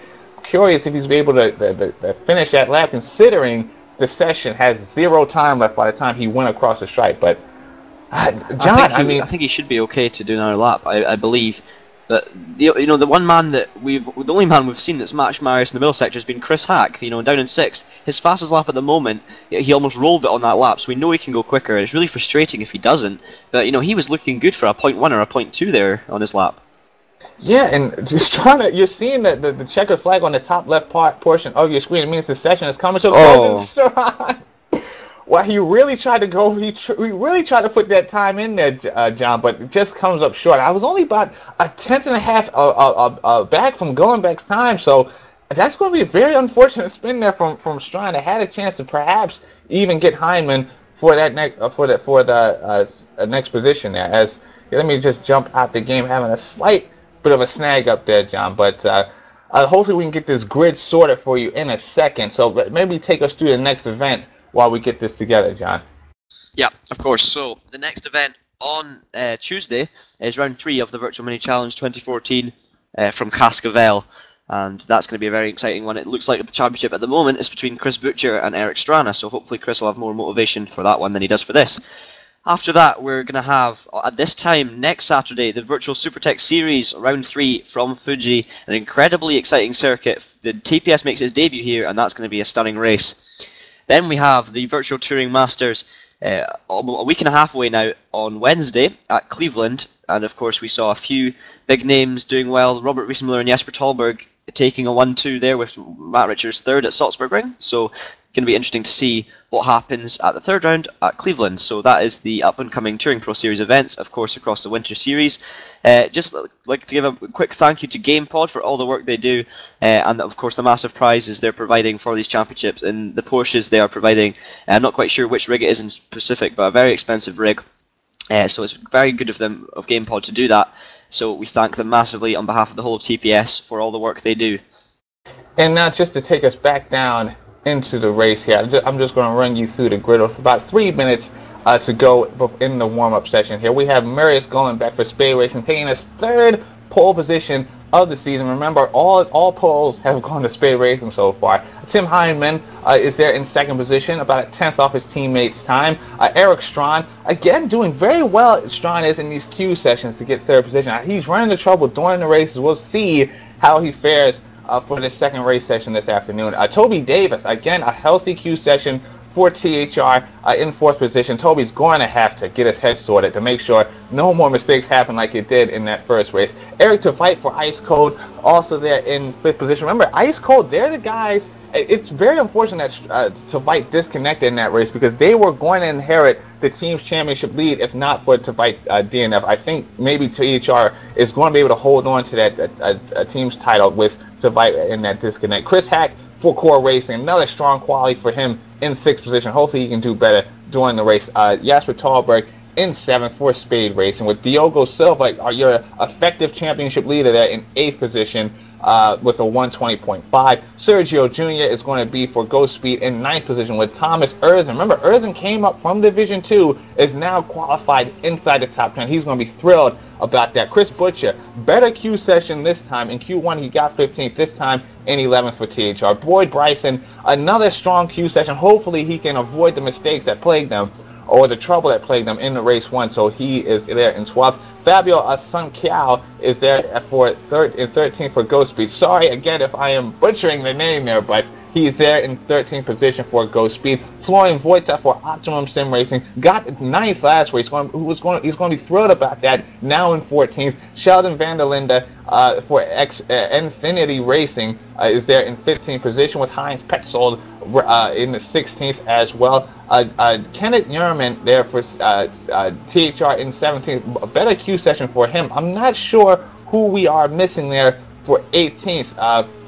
I think he's just left the server for a moment there. It's Philip Schmitz, I think it is, for Core. Schmitz was he's coming up from Division 2. Oscar Hardwick for Small Power, not the best Q session, but he's certainly going to try to make it up in the race. Matt Richards for Aerostream in 20th. Emil Solberg, Ice Cold, we haven't his name too much today. Miguel Cordosa for GT Competizione 22nd. Gary Lennon, 23rd for Ice Cold with Diogo Quaresma in 24th. Mateo Orban's going to be 25th. Couldn't really improve on his Q time that we rode on board with him to begin with. Santiago Nazar there for Positive Sim Racing in 26th. Lee Palmer, 27th. David Yunt in 28th. Yunt's going to try to do better than that. Old Marius Mirabal rounding out our field in 29th there. So we're about to get going to the grid there, and just a quick moment here. I'm just going to jump out the game give you just a reminder, viewers here, that next round is going to be at Road Atlanta here for Virtual Carrera. So make sure, I mean, that's a track I don't think we've ever visited inside the TPS before. So definitely something we're going to have to, something to look forward to as we get closer to that date and time. Remember, Road Atlanta is a track that it's heavily featured in other games, but rFactor sometimes, I guess outside the endurance scene, doesn't get much play. But remember, with these being the flat 6 cars, these Porsche Cup cars, it's definitely a track that these cars are familiar driving with. But the cars are actually going down back to the grid, and we're just going to sit here and ride on board with our front runner, which is Marius Gullenbeck here at the start. Remember, these guys are going to have a formation lap, and then we're going to get underway here. As you're seeing the timer in the bottom left corner of your screen there, that's just going to begin the formation lap. So, I mean, John, who are you liking? I know you said you like Heinemann for the race 1 win. He wound up taking it. Are you going Heinemann again here for the double win, or do we think Gullenbeck has what it takes to keep his teammate in behind? I would give a chance to Gullenbeck, but unfortunately I didn't get to see. I mean, obviously we saw his race pace in race 1, but he didn't show us that he had the pace to fight Heinemann. I mean, he ended up 12.5 seconds behind. So I'm going to go with Heinemann, but we are of course yet to see Heinemann not lead into turn 1.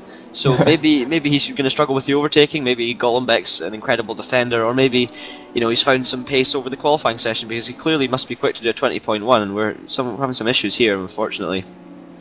That should be solved now, I think. But yep, Gullenbeck's looking good, but I do think Heinemann has the drive and clearly has the pace to win this race. I'm not sure. Sorry, just to quickly mention, I'm not sure if the man in 18th made it to the grid. Philip Schmitz. I'm not sure if you could check that, Danny, if 18th is on the track.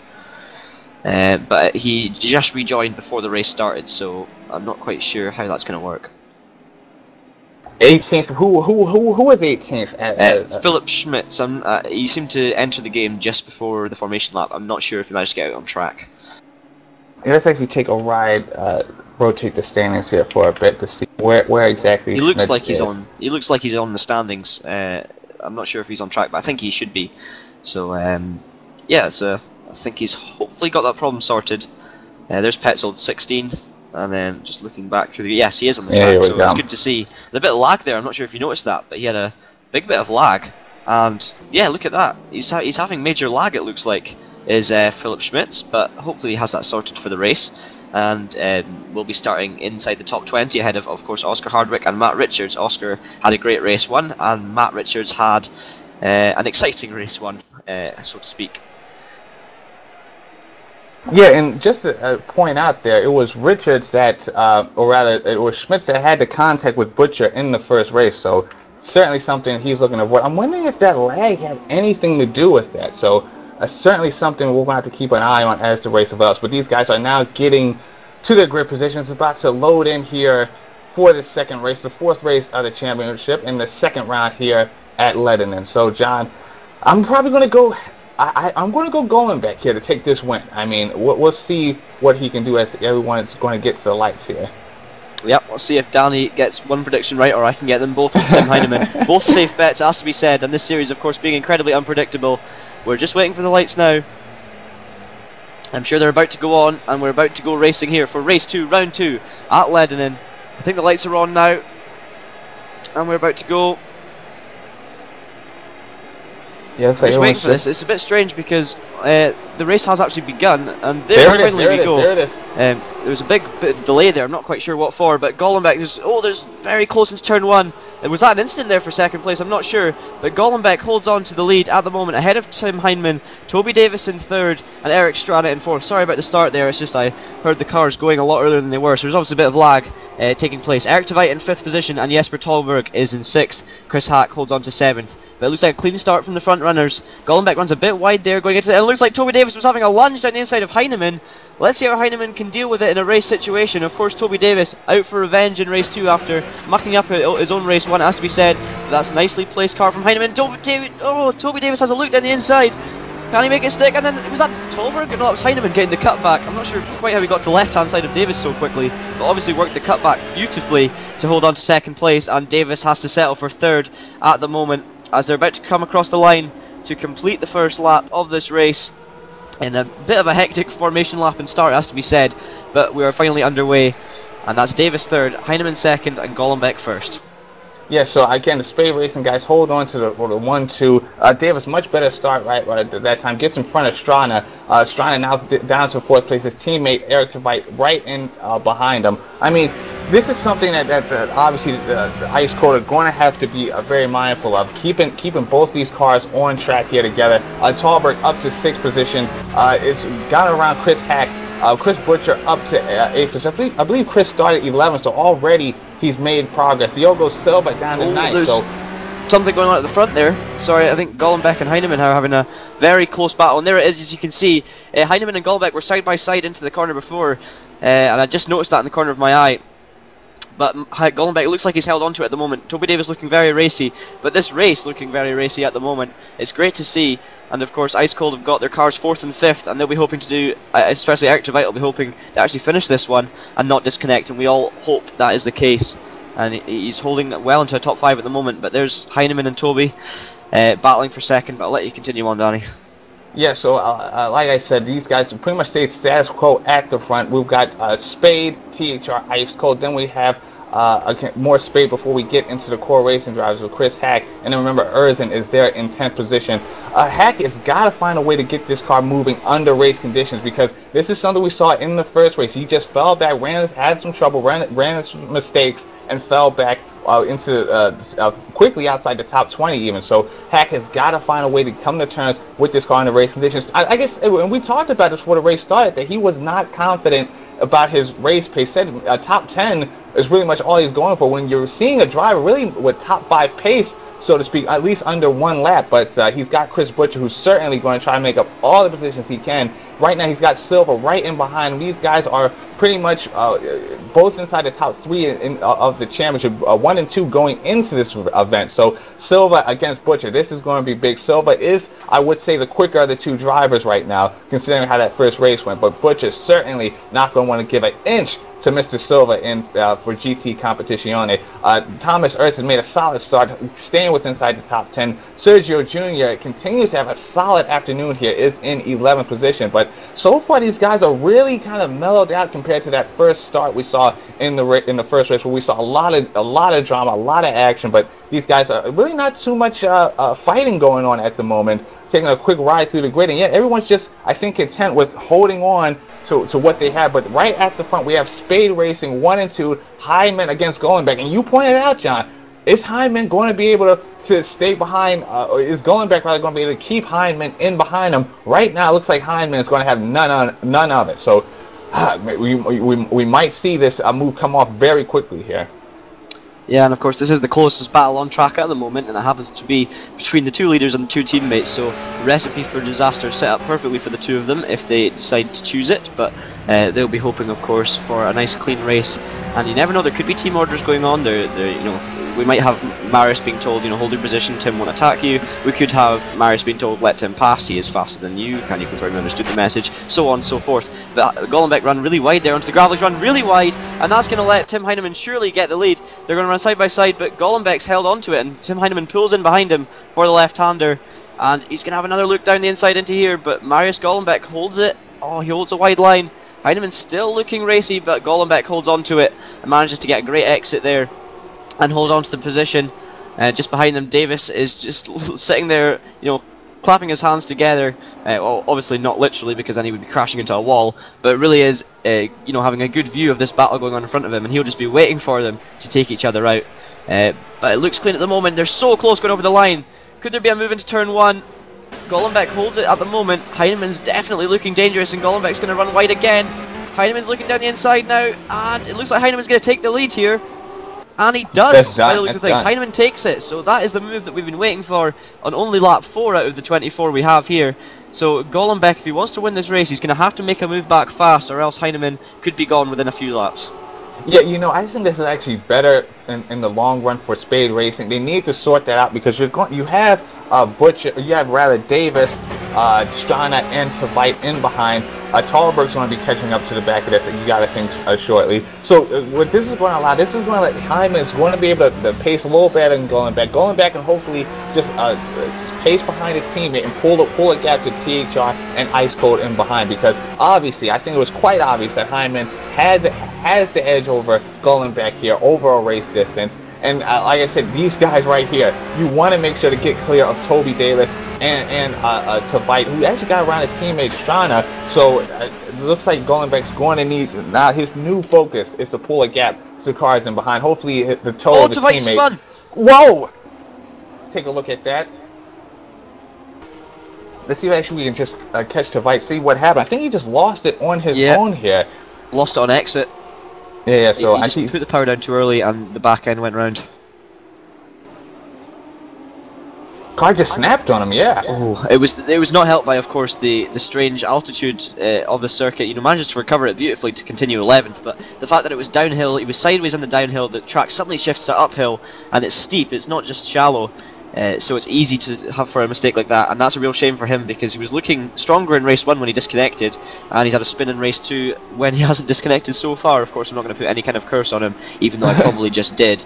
And he's down in 11th, so it manages to recover okay. He's got Sergio Jr. in front of him, who showed incredible race pace in race 1, and that's not going to have disappeared just in between races, so we know he's going to be a difficult man to pass. So Savite's going to be stuck there for a few laps, I would suspect, at least, unless those two can work together to move up through the field. Yeah, but Heineman continues to lead. That's very big for the team championship, because obviously Ice Cold had the slight advantage on THR being with Davis and Butcher. Actually, obviously Strana and Savite outscoring right now, as it were, Davis and Butcher, because Butcher was down in 8th before that happened. Now you're seeing THR having the advantage on Ice Cold, Savite down in 11th. Now it's time for these other teams to perhaps try to make up some ground as Heineman continues to set the pace here at the front. As you see, he's getting a small gap to his teammate in behind. Toby Davis still holds on to this leading duo of the Spade drivers, but in behind Savite is now going to be, actually no, is it Chris Hack? Here we go. Chris Hack, we talked about it. Can he come to terms with these cars? He's now all the way, he's really hammering Jasper Talbert here for 7th position. Remember, Hack started 7th. So, I mean, I'm sorry, now he's up to trying to get to 5th position on Jasper Talberg here. So, now it seems like Hack has calmed down the nerves, has got himself sorted, is ready to make a run and really show his potential here in this afternoon. Can he now just find a run? I mean, that's the thing here, John. We're seeing a lot of drivers really struggling with overtaking around this track. Like you were saying, it's very twisty, lots of elevation changes. It's really hard to get the car together to make an overtake. And I remember it's actually listed in the driver's briefing that you need to be very careful going on different lines around this track, because you're seeing a lot of these corners are heavily cambered, meaning there's, like I said, only one line around most of these corners, which if you try to make it too wide, that's what we're seeing a lot of times. Guys are going too wide, the car on the outside line is getting sideways and making a spin. So it's a very much an art form picking out exactly where to make an overtake, because this is very much a one-line track and you have to dig down deep to kind of sort out where you're going to make a move, John, because if you can't do that, you're pretty much just stuck behind the car for the duration of the race, because I think that's what happened with Silva and Thalberg with Strana in that first race. But it's certainly something we're going to have to I guess point out when it happens, because I think that's what's caused a lot of these incidents. These guys are on that outside line on these camber corners, and it's just not working out so far. Yeah, and in a strange way, it's kind of a bad thing for the guy who's defending to have a track where it's very difficult to make an overtake. And I say that because it means that they're going to be under pressure with a car right behind them for the duration of a whole race, and it could force them into a mistake. Of course, this is Jesper Tolberg, not a man known for his mistakes. Sorry, Marius Gollenbeck's dropped back to third. He's been overtaken by Toby Davis. He's obviously had an issue there because he dropped more than a second there. So let's just see I think he ran onto the gravel by the looks of that replay. It's really difficult to tell. But I think that's what happened. He obviously made a mistake, and is that it there? Is that him running wide there? Oh yeah, he hit the anti-cap, and that pushed him wide and managed to hold onto the car, but not his second position. But yeah, as we were saying, it's not often you can say Jesper Tolberg's the most pressured man on the circuit. That's a strange incident right there. His car just pitched up. But Tolberg under pressure from Chris Hack, and I'm sure Chris Hack will be loving this at the moment, doing a stunning job to hold it there, as you can see there in front of you. He's just putting the pressure on and keeping right in the slipstream of Tolberg. One thing also I noticed is we've had a couple of people have issues, one of which Oscar Hardwick, who DNF'd really unfortunately. Another man was a top 5 finisher in race 1, which is Heinz Petzold. I saw him pull into the pits a few laps ago, and he is out of the race, so that's gutting for him, but I'm sure he will take the race 1 result and run away with it. Oscar Hardwick, as I said, he finished a good, I think it was 12th or 13th in the first race, but unfortunately his bad mood has paid off in the end, in terms of that he is crashed out of this race by the looks of things, and or maybe lost connection because it's not showing him to have any damage. And Miguel Cardoso, the GT Competizione driver, is also out of this race. So a few big names in the retirements, but apart from that, it's been a very clean start to the race. These retirements didn't happen until a few laps into it, so the first few laps we had no retirements, which is great to see in such a tight and twisty, difficult turn 1 in big, powerful, heavy rear-wheel drive cars, with a field of drivers all thinking they can be first into turn 1. So it's great to see that they've not all caused a big crash. Just keeping an eye on the front of the field to see if anything is happening. It looks like Heinemann's holding a lead by 1.7 seconds to Davis. Gollenbeck's in third, but of course Gollenbeck will be looking for revenge, as I'm just hearing that Oscar actually lost connection, so that's the reason he's out of this race, which is a real shame. But yeah, Gollenbeck's right on the back of Davis, looking racy. Let's see if he has the pace, because Toby Davis, we didn't get to see his pace in race 1 because he made a mistake, hit an anti-cat and ended up retiring. So Gollenbeck showed he had, maybe second best pace in race 1, finishing second, but we don't know how good Toby Davis is going to be, so it's going to be intriguing to see which of these two guys is going to come out on top. Eric Strand is in 4th, and Jesper Tolberg for Spade rounds out the top 5, and is still under pressure, Danny, from Chris Hack. Yeah, and about Davis in that first race, he was very wild to start with, and I think a lot of drivers were really kind of working out how this track kind of flowed, and how you had to operate with other cars, like we talked about it being a one-line racetrack. So I think Toby Davis got himself sorted. It's only about 2 seconds off Hyman. Certainly not that gap hasn't been coming down, but it hasn't been extending as much as maybe it did in the previous race. So Gollenbeck, I do think he's quicker than Davis. Davis has not been able to step really away from Gollenbeck. Gollenbeck still might have a little bit of that toe as we're seeing him get to this front straightaway right now.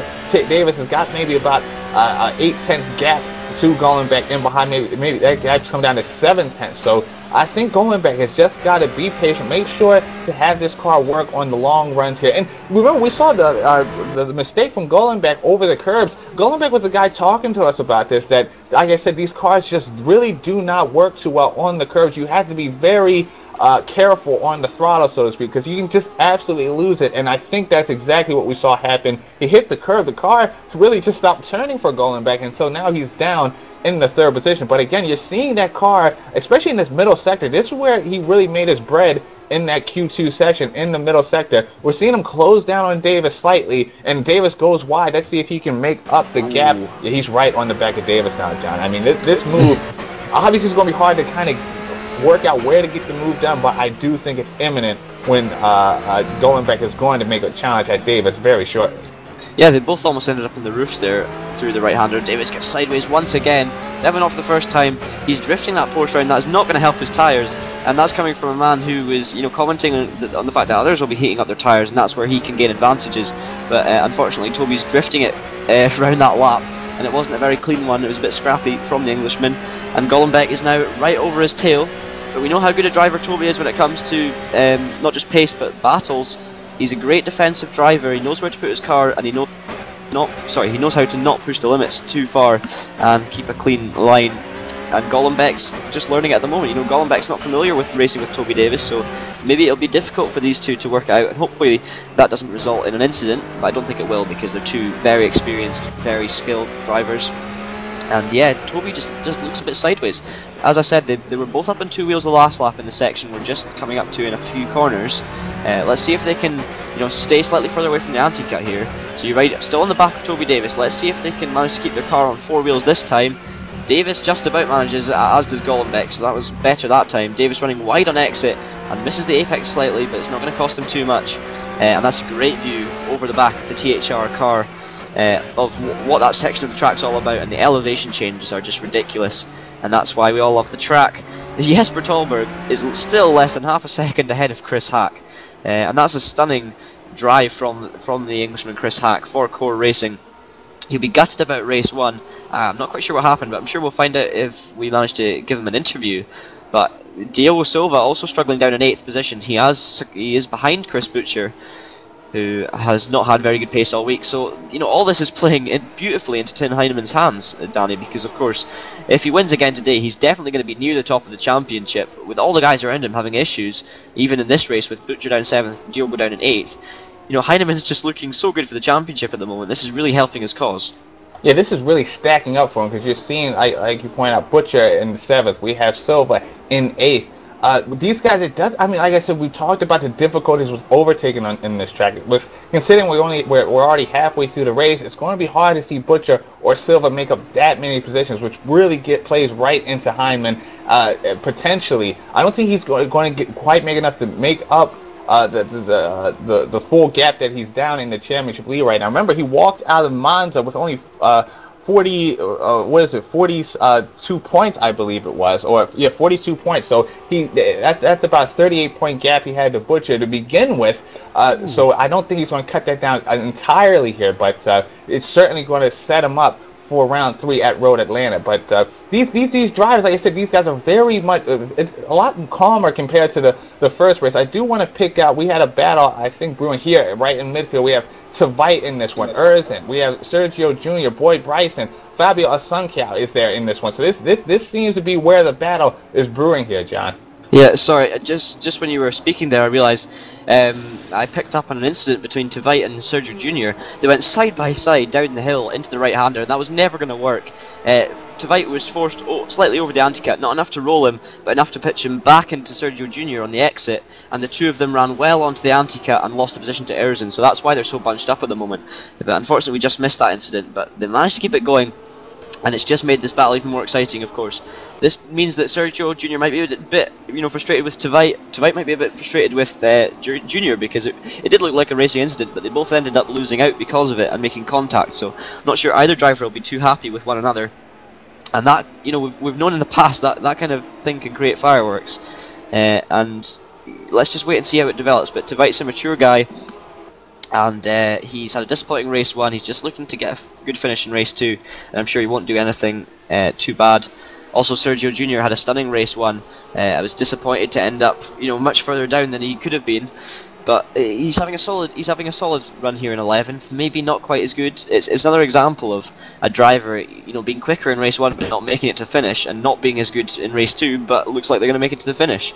And as I said, I better not curse anyone, because of course it was Tveit. That is of course the case of Eric Tveit and Sergio Jr. and Chris Hack. And just as I say that, and there's a car in front of them spun. It's Erzin has actually spun. It looked like it was going to be Tveit facing the wrong way for the second time at the same corner, but Erzin said to Eric, no, I want to do this first. I want to take the honours from you, and he managed to do that. So it didn't quite recover it as well as Tveit either, and that's a real shame for him.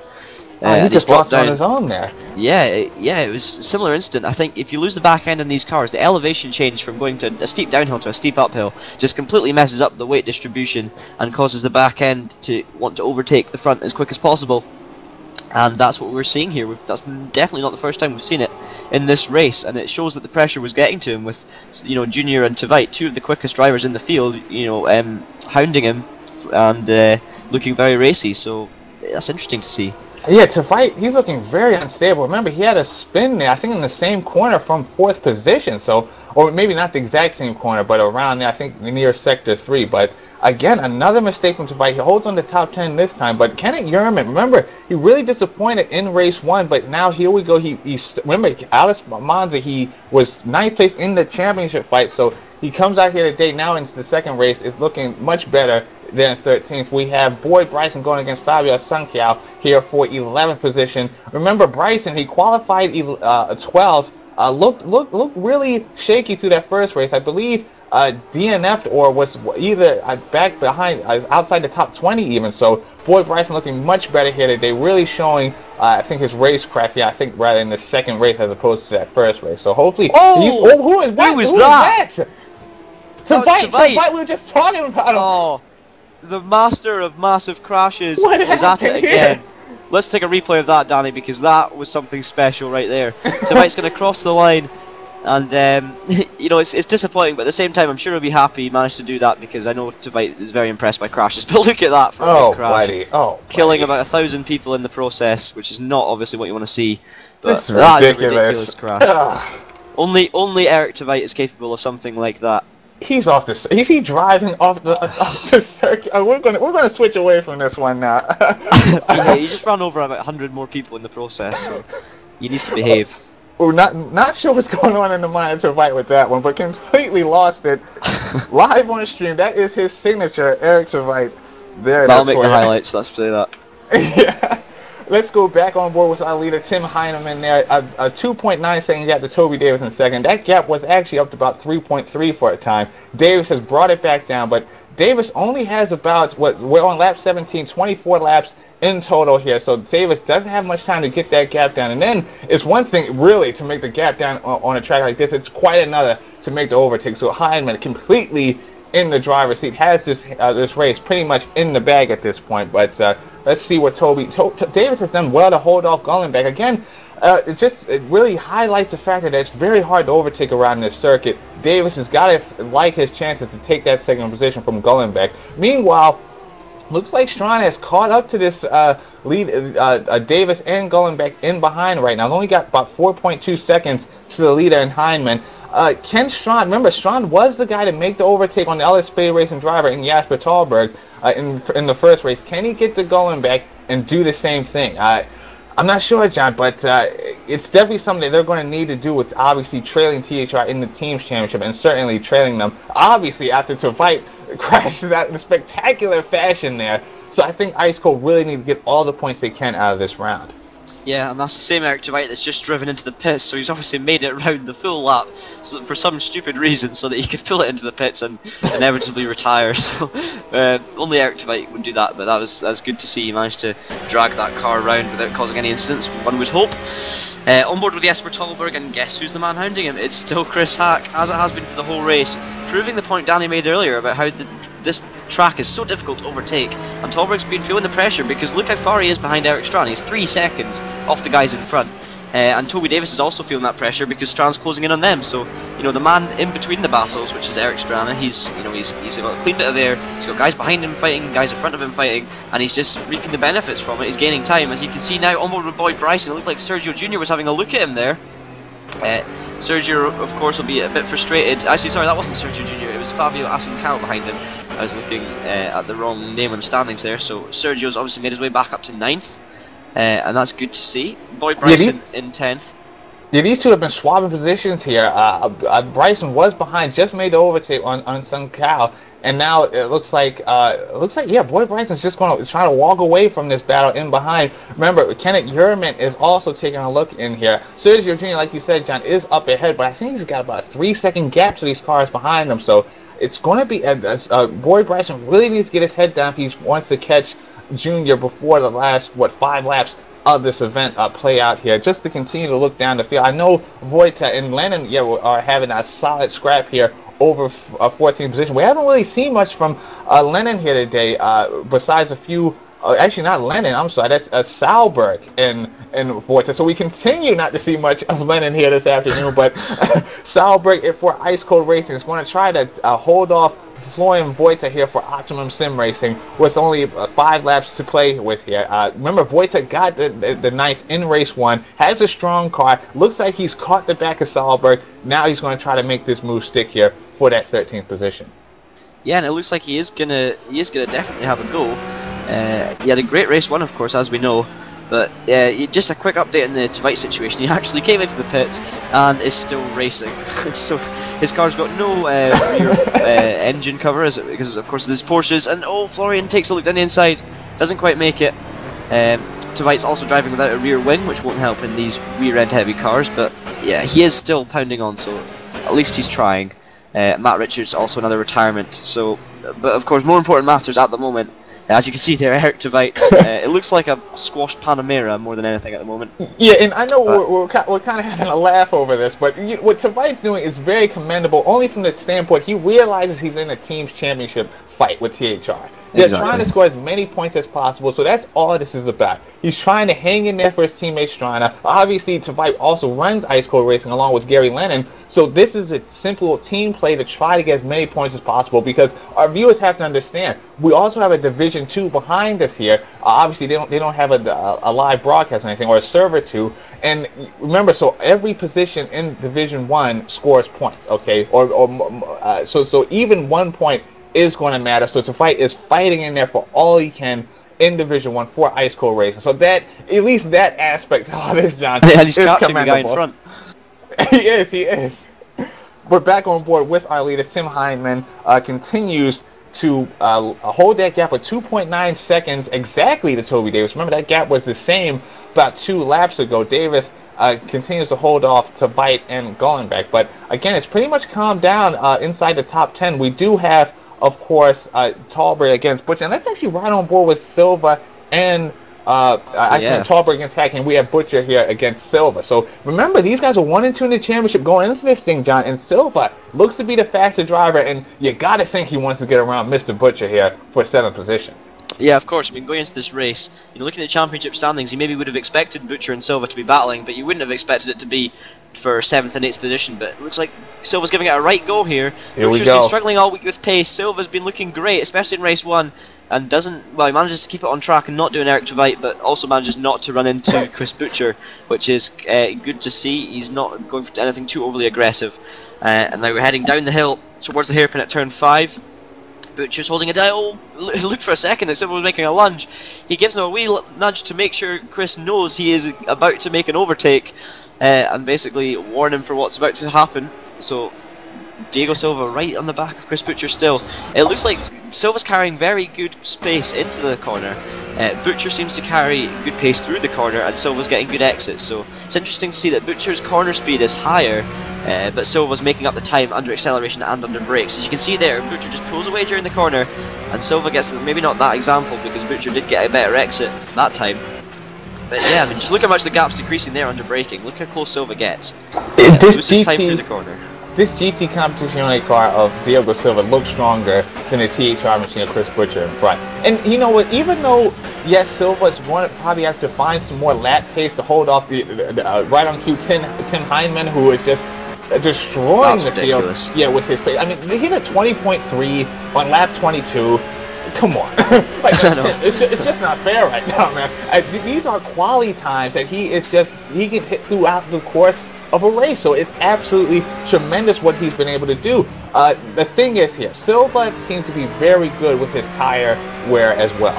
So that's going to come into effect over the course of these races, over the course of the championship. And I'm very impressed with this guy. You're seeing that he's just quicker now than Chris Butcher. Butcher was able to hold this gap through the duration of the race. Now Silva seems to have the advantage. He just needs to work this out, John, and I think Silva can get this position. And obviously, Silva wants every point possible. He realizes what he did in race 1 to get yet another podium, his 3rd podium of the season. Now to be in leading the championship, he needs to get as many points as possible to stem the bleeding that obviously is going to have behind him. Sorry, I just realized Golombek's down to 6th. What happened here? Let's actually run this on replay. Is he going to hit Davis? Is he going to... Oh, he's got to force onto the grass and maybe going to hit the anti-cat. Oh, he spun it. So he obviously had contact with... Well, maybe not contact. Maybe he was just looking down the inside, but I believe the lag is terrible, unfortunately. Yeah. Looks like we're not I believe he went down the inside of Davis, maybe hit the rear right-hand panel, and that spun him round. Kind of similar to how Tolberg spun in the second race, making contact with the side of another car and being spun. That's what looked like happened there. Unfortunately, the lag playing a big part. But Golombek, the man who we were praising for his good lap and could he defend a position, has made a mistake and dropped back to 6th position. But fortunately for his teammate Heinemann, Heinemann doesn't require Golombek to keep Davis company, because Davis is already 4.9 seconds behind Heinemann, and with no chances, Diego Silva has a lovely look down the inside of Butcher. That's a beautiful lunge there, but doesn't manage to quite make it work. Butcher holds a good pace around the outside of the corner.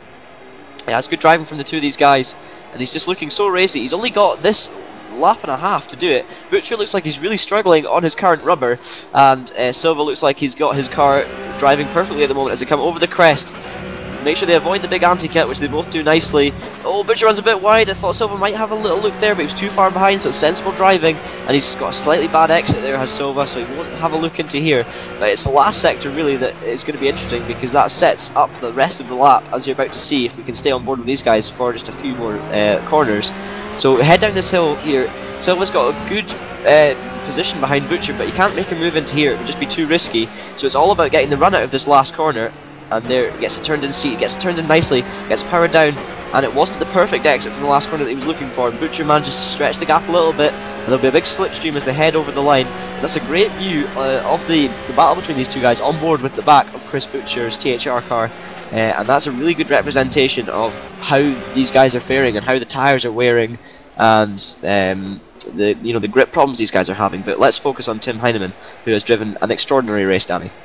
Yes, I mean, Heinemann, remember, flag to flag, took it in race 1. Now again here in race 2. Obviously not flag to flag. He had to deal with his teammate Golombek, who's now down to 6th. But Heinemann, absolutely masterclass drive, really showing that he is the dominant driver so far in this championship. He's going to take a double one. Obviously his first double one in the TPS, only his second round with us here in Touring Pro Series. So this is absolutely, we might be looking at one of the next great drivers in the TPS pantheon of super speedsters, so to speak, the alien kind of guys. And Tim Heinemann, from Toby Davis, from Eric Strong, from Jasper Tolberg, is going to try to take this race victory as he's just finishing up the final sector, trying to get this double win. Tim Heinemann for Speed Racing takes it across the stripe, wins the race for Spade Racing. Very well done to Tim. Very well done to Spade Racing. And here we go. What is this? Is Strana on Davis? Oh, almost. Where did we miss that challenge come from? Yeah, maybe Davis made a mistake in the final lap there, because that gap was at least a second last we checked.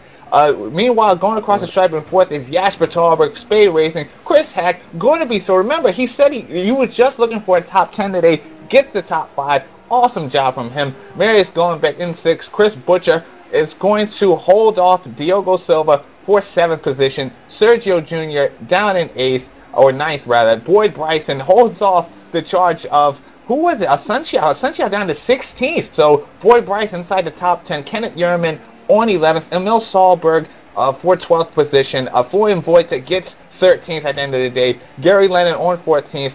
We have Philip Schmitz there in 15th position. Obviously, he's managed to suffer through his lag to get that 15th position. Like you said, Fabio there in 16th. 17th, David Yunt, not the top 10 in the first race, but still solid for Yunt. Thomas Erzen, remember, came up from Division 2, won the race in Division 2 at Monza, gets up and gets 18th position. Mate Orban there at 19th. Old Mary's Miracle 20th. Diogo Quaresma, I think the leader of GT Competizione there in 21st. Lee Palmer 22nd. Santiago Nazar there in 23rd. Eric Tveit 24th. And I think that is actually pretty much going to round out your field of runners here. So John, I mean, coming off that race, just what's your take on it? I mean, what are your overall thoughts on how that one went? Obviously, A bit hectic to start with in the first race. The second race, everyone really calmed down. Very professional driving, really. As long as your name isn't Eric Tveit. And what's your takeaway from that one, John?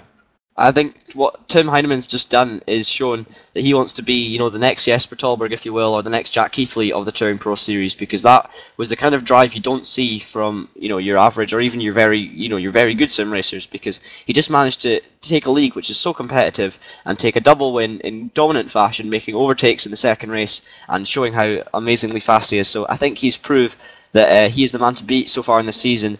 And just before we go to a break, a couple more things. I watched the Toby Davis and Eric Strannan incident on the last, or not incident, but what happened in the last corner, and it looked like Toby was just really slow. I'm sure we'll find out in the interviews what happened there, but it looked like he was just really slow out of the last chicane, and Strannan seemed to gain loads of time and almost got past him on the straight. Didn't quite manage it. And just before we go to a break, I'll run you down quickly the top 10 of the Division 2 Race 2, and it was won by Kevin Siggy ahead of Pipo Rodriguez, so he should be making his return to Division 1. Jack Sedgwick picked up third position ahead of Luca Peklaj, Anders Nielsen and Kjell Stenbeck ahead of Lewis McGlade, Daniel Brambilla, Davy van der Venne and Fran Lopez. That was your top 10 in Division 2. And now, before we go into our driver interviews, we will go for a quick break and we'll be back in just a minute with all the reaction from the two races.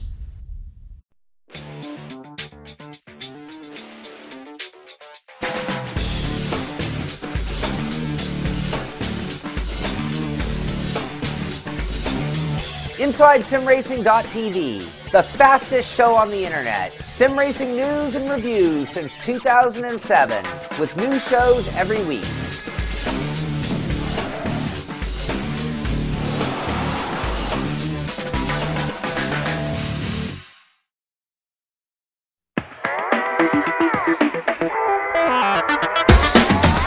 GamePod, the ultimate race rig for those serious about sim racing.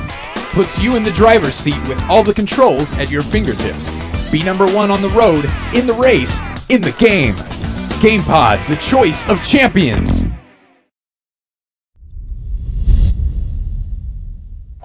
All right, welcome back here. We're just going to be joined by a few drivers for the interview. And actually, John, jump down a little bit. See if we can get some of the Spade Racing drivers in for a chat here. But we're actually joined here by Toby Davis. Obviously, you saw in race 2, got on the podium for THR.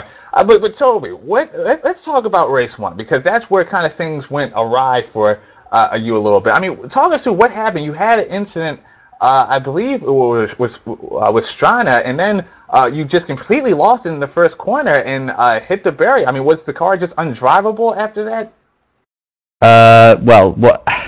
Yeah, I turned in too early for turn 1. First time I've ever done that after all those laps of practice. Probably focusing on the gaps too much, and yeah, semi-rolled. Managed to correct the roll, but ended up in the wall. And then later in the lap, I got a rear left puncture that I didn't realise, yeah, it sent it round, and then sent it round twice, and I just sort of I just take stock, get my breath back, and then rejoin for race 2. So okay, then talk us through race 2, because obviously you qualify very well, and then you hold the pace through the entire race there in that second race. You had a nice scrap with Gullenbeck. I mean, talk us through kind of how your race was from your perspective. Yeah, it was the pace I had in practice. I would have been able to do that in race 1 as well. I'm pretty sure. So I was looking at 2 podiums, so I was pretty upset not to get that really, but yeah, I got a good start. I've learned the way of starting these cars and how much revs and how much throttle you need. So yeah, got up to 3rd place, got ahead of Strachan, and just couldn't find a way past Heinemann early on. And then Gullenbeck made a mistake, managed to get through past him, and then I made a small mistake, and Gullenbeck dived for the inside, hit the side of my car and spun. So easy 2nd place in the end.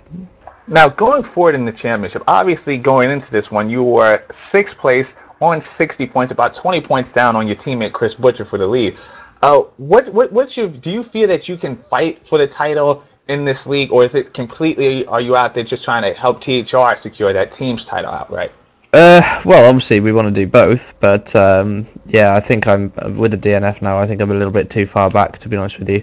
We'll see what the point standings are. I know that Heinemann had a problem in the first round, didn't he, as well? So it could be up there, but we'll see.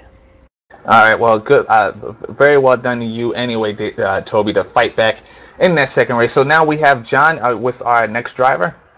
Yeah, sorry, just quickly before I speak to Eric about the 2 races, I just want to quickly ask Toby what happened there in the last corner of the last lap, because he seemed to slow quite dramatically there and almost lost the position.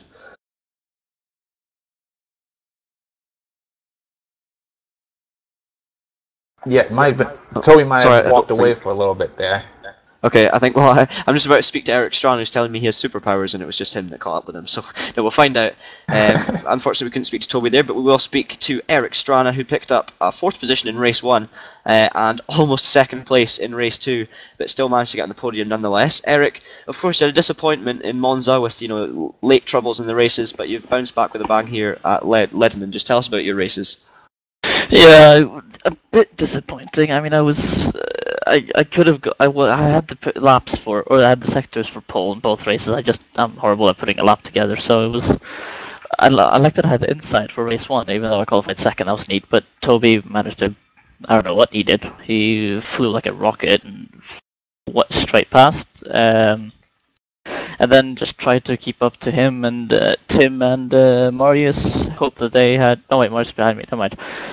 Hoped that they had some kind of incident or something, which ended up with me having an incident with Toby, which I'll have to check the replay. I'm not going to say anything because I don't know really what happened, but I think I know. But we'll see. Yeah, and then I had got on the train with Silva and Jesper and. Who was the last? Oh yeah, sorry, Junior. Ended up in a little train with them, and then me and Jesper had a bit of an incident. I don't know what happened. We tapped, and then he spun a few corners later. And yeah, so 4th race 1, and then race 2 let Toby by. Just hope he would. He and Marius and Tim would have some kind of incident, but that never happened, and they just flew away, and I did a few mistakes and ended up off track and lost time, so I almost got Toby in the end, but not quite enough, unfortunately. So of course this puts you, reasonably high up the championship. It's likely to throw you into the top 5, at the least, with Tim scoring many points, Toby, of course, Diogo Silva, and Butcher starting on such a high total in the first place. So, feeling for the championship. What's your targets? Because you were fastest in pre-qualification, and some people might have, put you up there as one of the outright championship favourites. But where do you see yourself finishing the championship? What's your realistic targets? Realistic targets, just try to keep up to the top. I mean, he's got some kind of superpower that we don't have. He just managed to find time where everyone else can't, and he does something that the rest of us doesn't, obviously. But I'm just gonna try to keep up to him and Marius and Toby and whoever stays up there. But yeah, I'm not too optimistic about the championship, and I'm gonna go for that in VMC instead. But it's not out of the question, but it's definitely not secure, so to say. Yeah, well, thank you very much for that, Eric, and great races from yourself, picking up a podium and a 4th place. So that's very consistent, fast driving from Eric Strachan. And I believe Danny's going to talk to our next driver.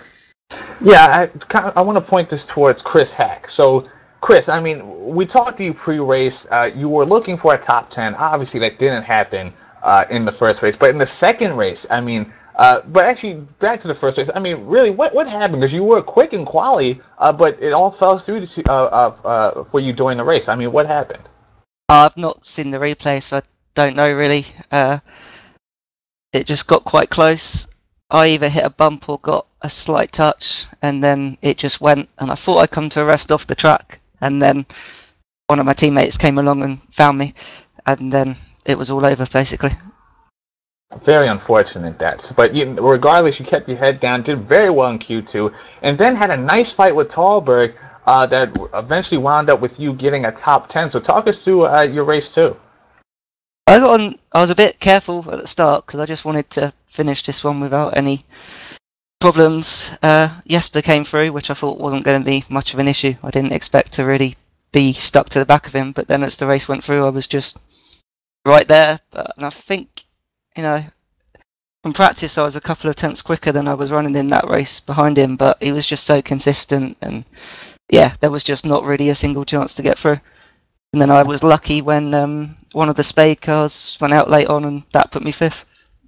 Now, considering how strong you were in this round, pace-wise, and then obviously in that second race, I mean, what's the confidence level like going into Road Atlanta in round 3?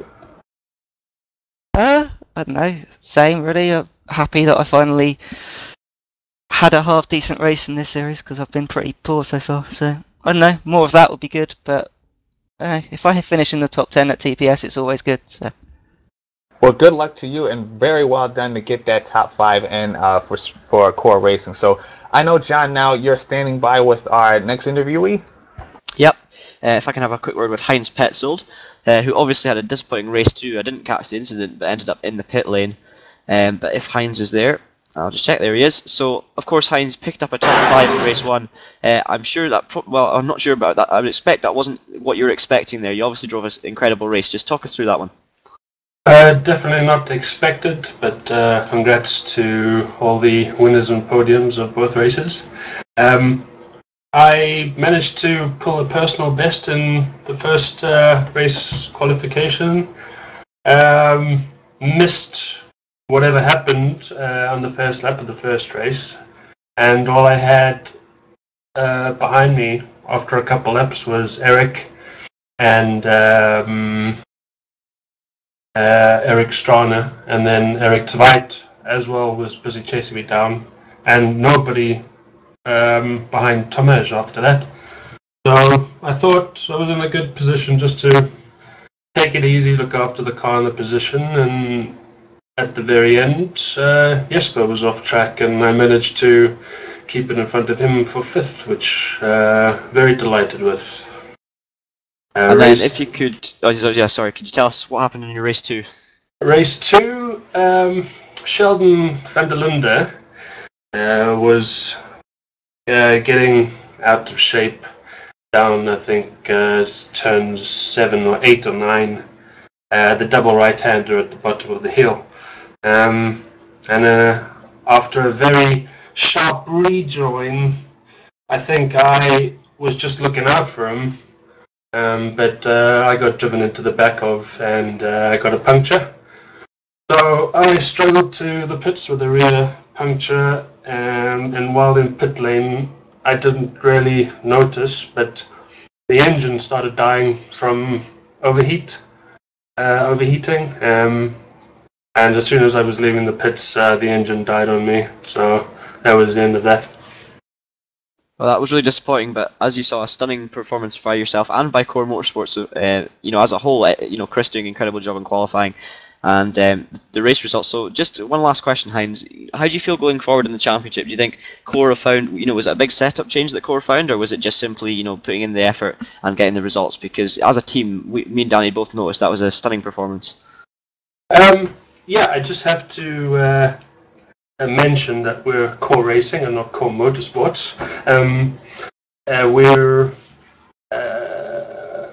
I think we're putting in a lot of effort here, and we always do for TouringProSeries. And we've got the guys and the tools who have a lot of commitment to the series. It's a pity that Yocho Goring couldn't be here tonight, but you'll see a lot from him in the future. But Core Racing are a very dedicated group of guys that, it's all down to practice, and we try stay a very consistent group on track. But yeah, we're always trying to be there to race THR and Ice Cold Racing and whoever we can at the top. Hope that answers that. Okay, well done to you, and I would like to apologise on behalf of me and Danny if at any point we did call Core Racing Core Motorsports. Of course, it's very confusing with two different outfits running in the championship, so I'd make an excuse and say it's an easy mistake to make, but apologies for that. And of course, Heinz and Chris both racing for Core Racing, so great result from that team. And I believe Danny is going to talk to our newcomer to TouringProSeries, Florian Voita. Yeah, Florian, I had a quick word with you as well before the race started. You were aiming for the top 10, got 9th in the first race. Talk us through how that went for you. Yeah, I mean, the first race was a great race for me. I had a good pace. I mean, I was also a little bit lucky in the race. There had been many accidents in front of me, so I could head for some places. But I mean, I was a little disappointed after the qualifying because I couldn't get somehow the pace in the qualifying which I should have. I couldn't hit the good lap. But I mean, it was fine in the first race with the 9th place. Feels good to come here to Touring Pro Series, get in top 10 in this extremely good field. I mean, everybody here is very good racer in this first division, and also in the second division. It's somehow, whoa! I was choosing the hardest series, I think, when I went to Touring Pro Series. Well, certainly you've proved yourself to be one of the top guys now in this league. So now, I mean, talk about you're a guy who came from Gran Turismo. I mean, talk about the transition between that and rFactor here. Oh, it's not comparable. I mean, rFactor, it's a total new kind of driving style. I have to adapt to myself. In Gran Turismo, yeah, it's like it's not realistic enough that you can compare this to the cars here. It's very hard. You have to learn the tracks really extremely. I mean, for me, it's also very new tracks. I've never been on Ledenon before. That's why I'm hitting many laps here and try to find the right pace here. And also the upcoming races will be all new tracks for me. So it's going to be tough. There's much training for me up to come. Well, good luck moving forward, Florian, and actually good luck for your team as well, Optimum Sim Racing. So that's actually going to wrap up our interviews. We're going to throw it down to John here to take us through the next events. Yeah, so just for a final time, in case you missed the upcoming events at any other point in the broadcast, first of all, this Tuesday we will have round 3 of the Virtual Mini Challenge 2014 from Cascavel, with the championship fight between Ice Cold and THR really heating up. Then after that, next Saturday at this time, we will have Virtual Supertech Series live from Fuji, where THR look to continue their incredible results from the season so far. And then the Wednesday after that will be round 3 of the Virtual Touring Masters, and that will be live from Cleveland. So a lot of exciting events coming up in the Touring Pro Series Winter Series. But this has been the Porsche Carrera Cup and a stunning couple of races from Ledenon. Who's going to be your driver of the event, Danny? And I think I know what you might say for this one. From Virtual Minis we're in, or Carrera, sorry. Carreras, I'm sorry. From this one, you know, it's kind of hard to go not Heinemann.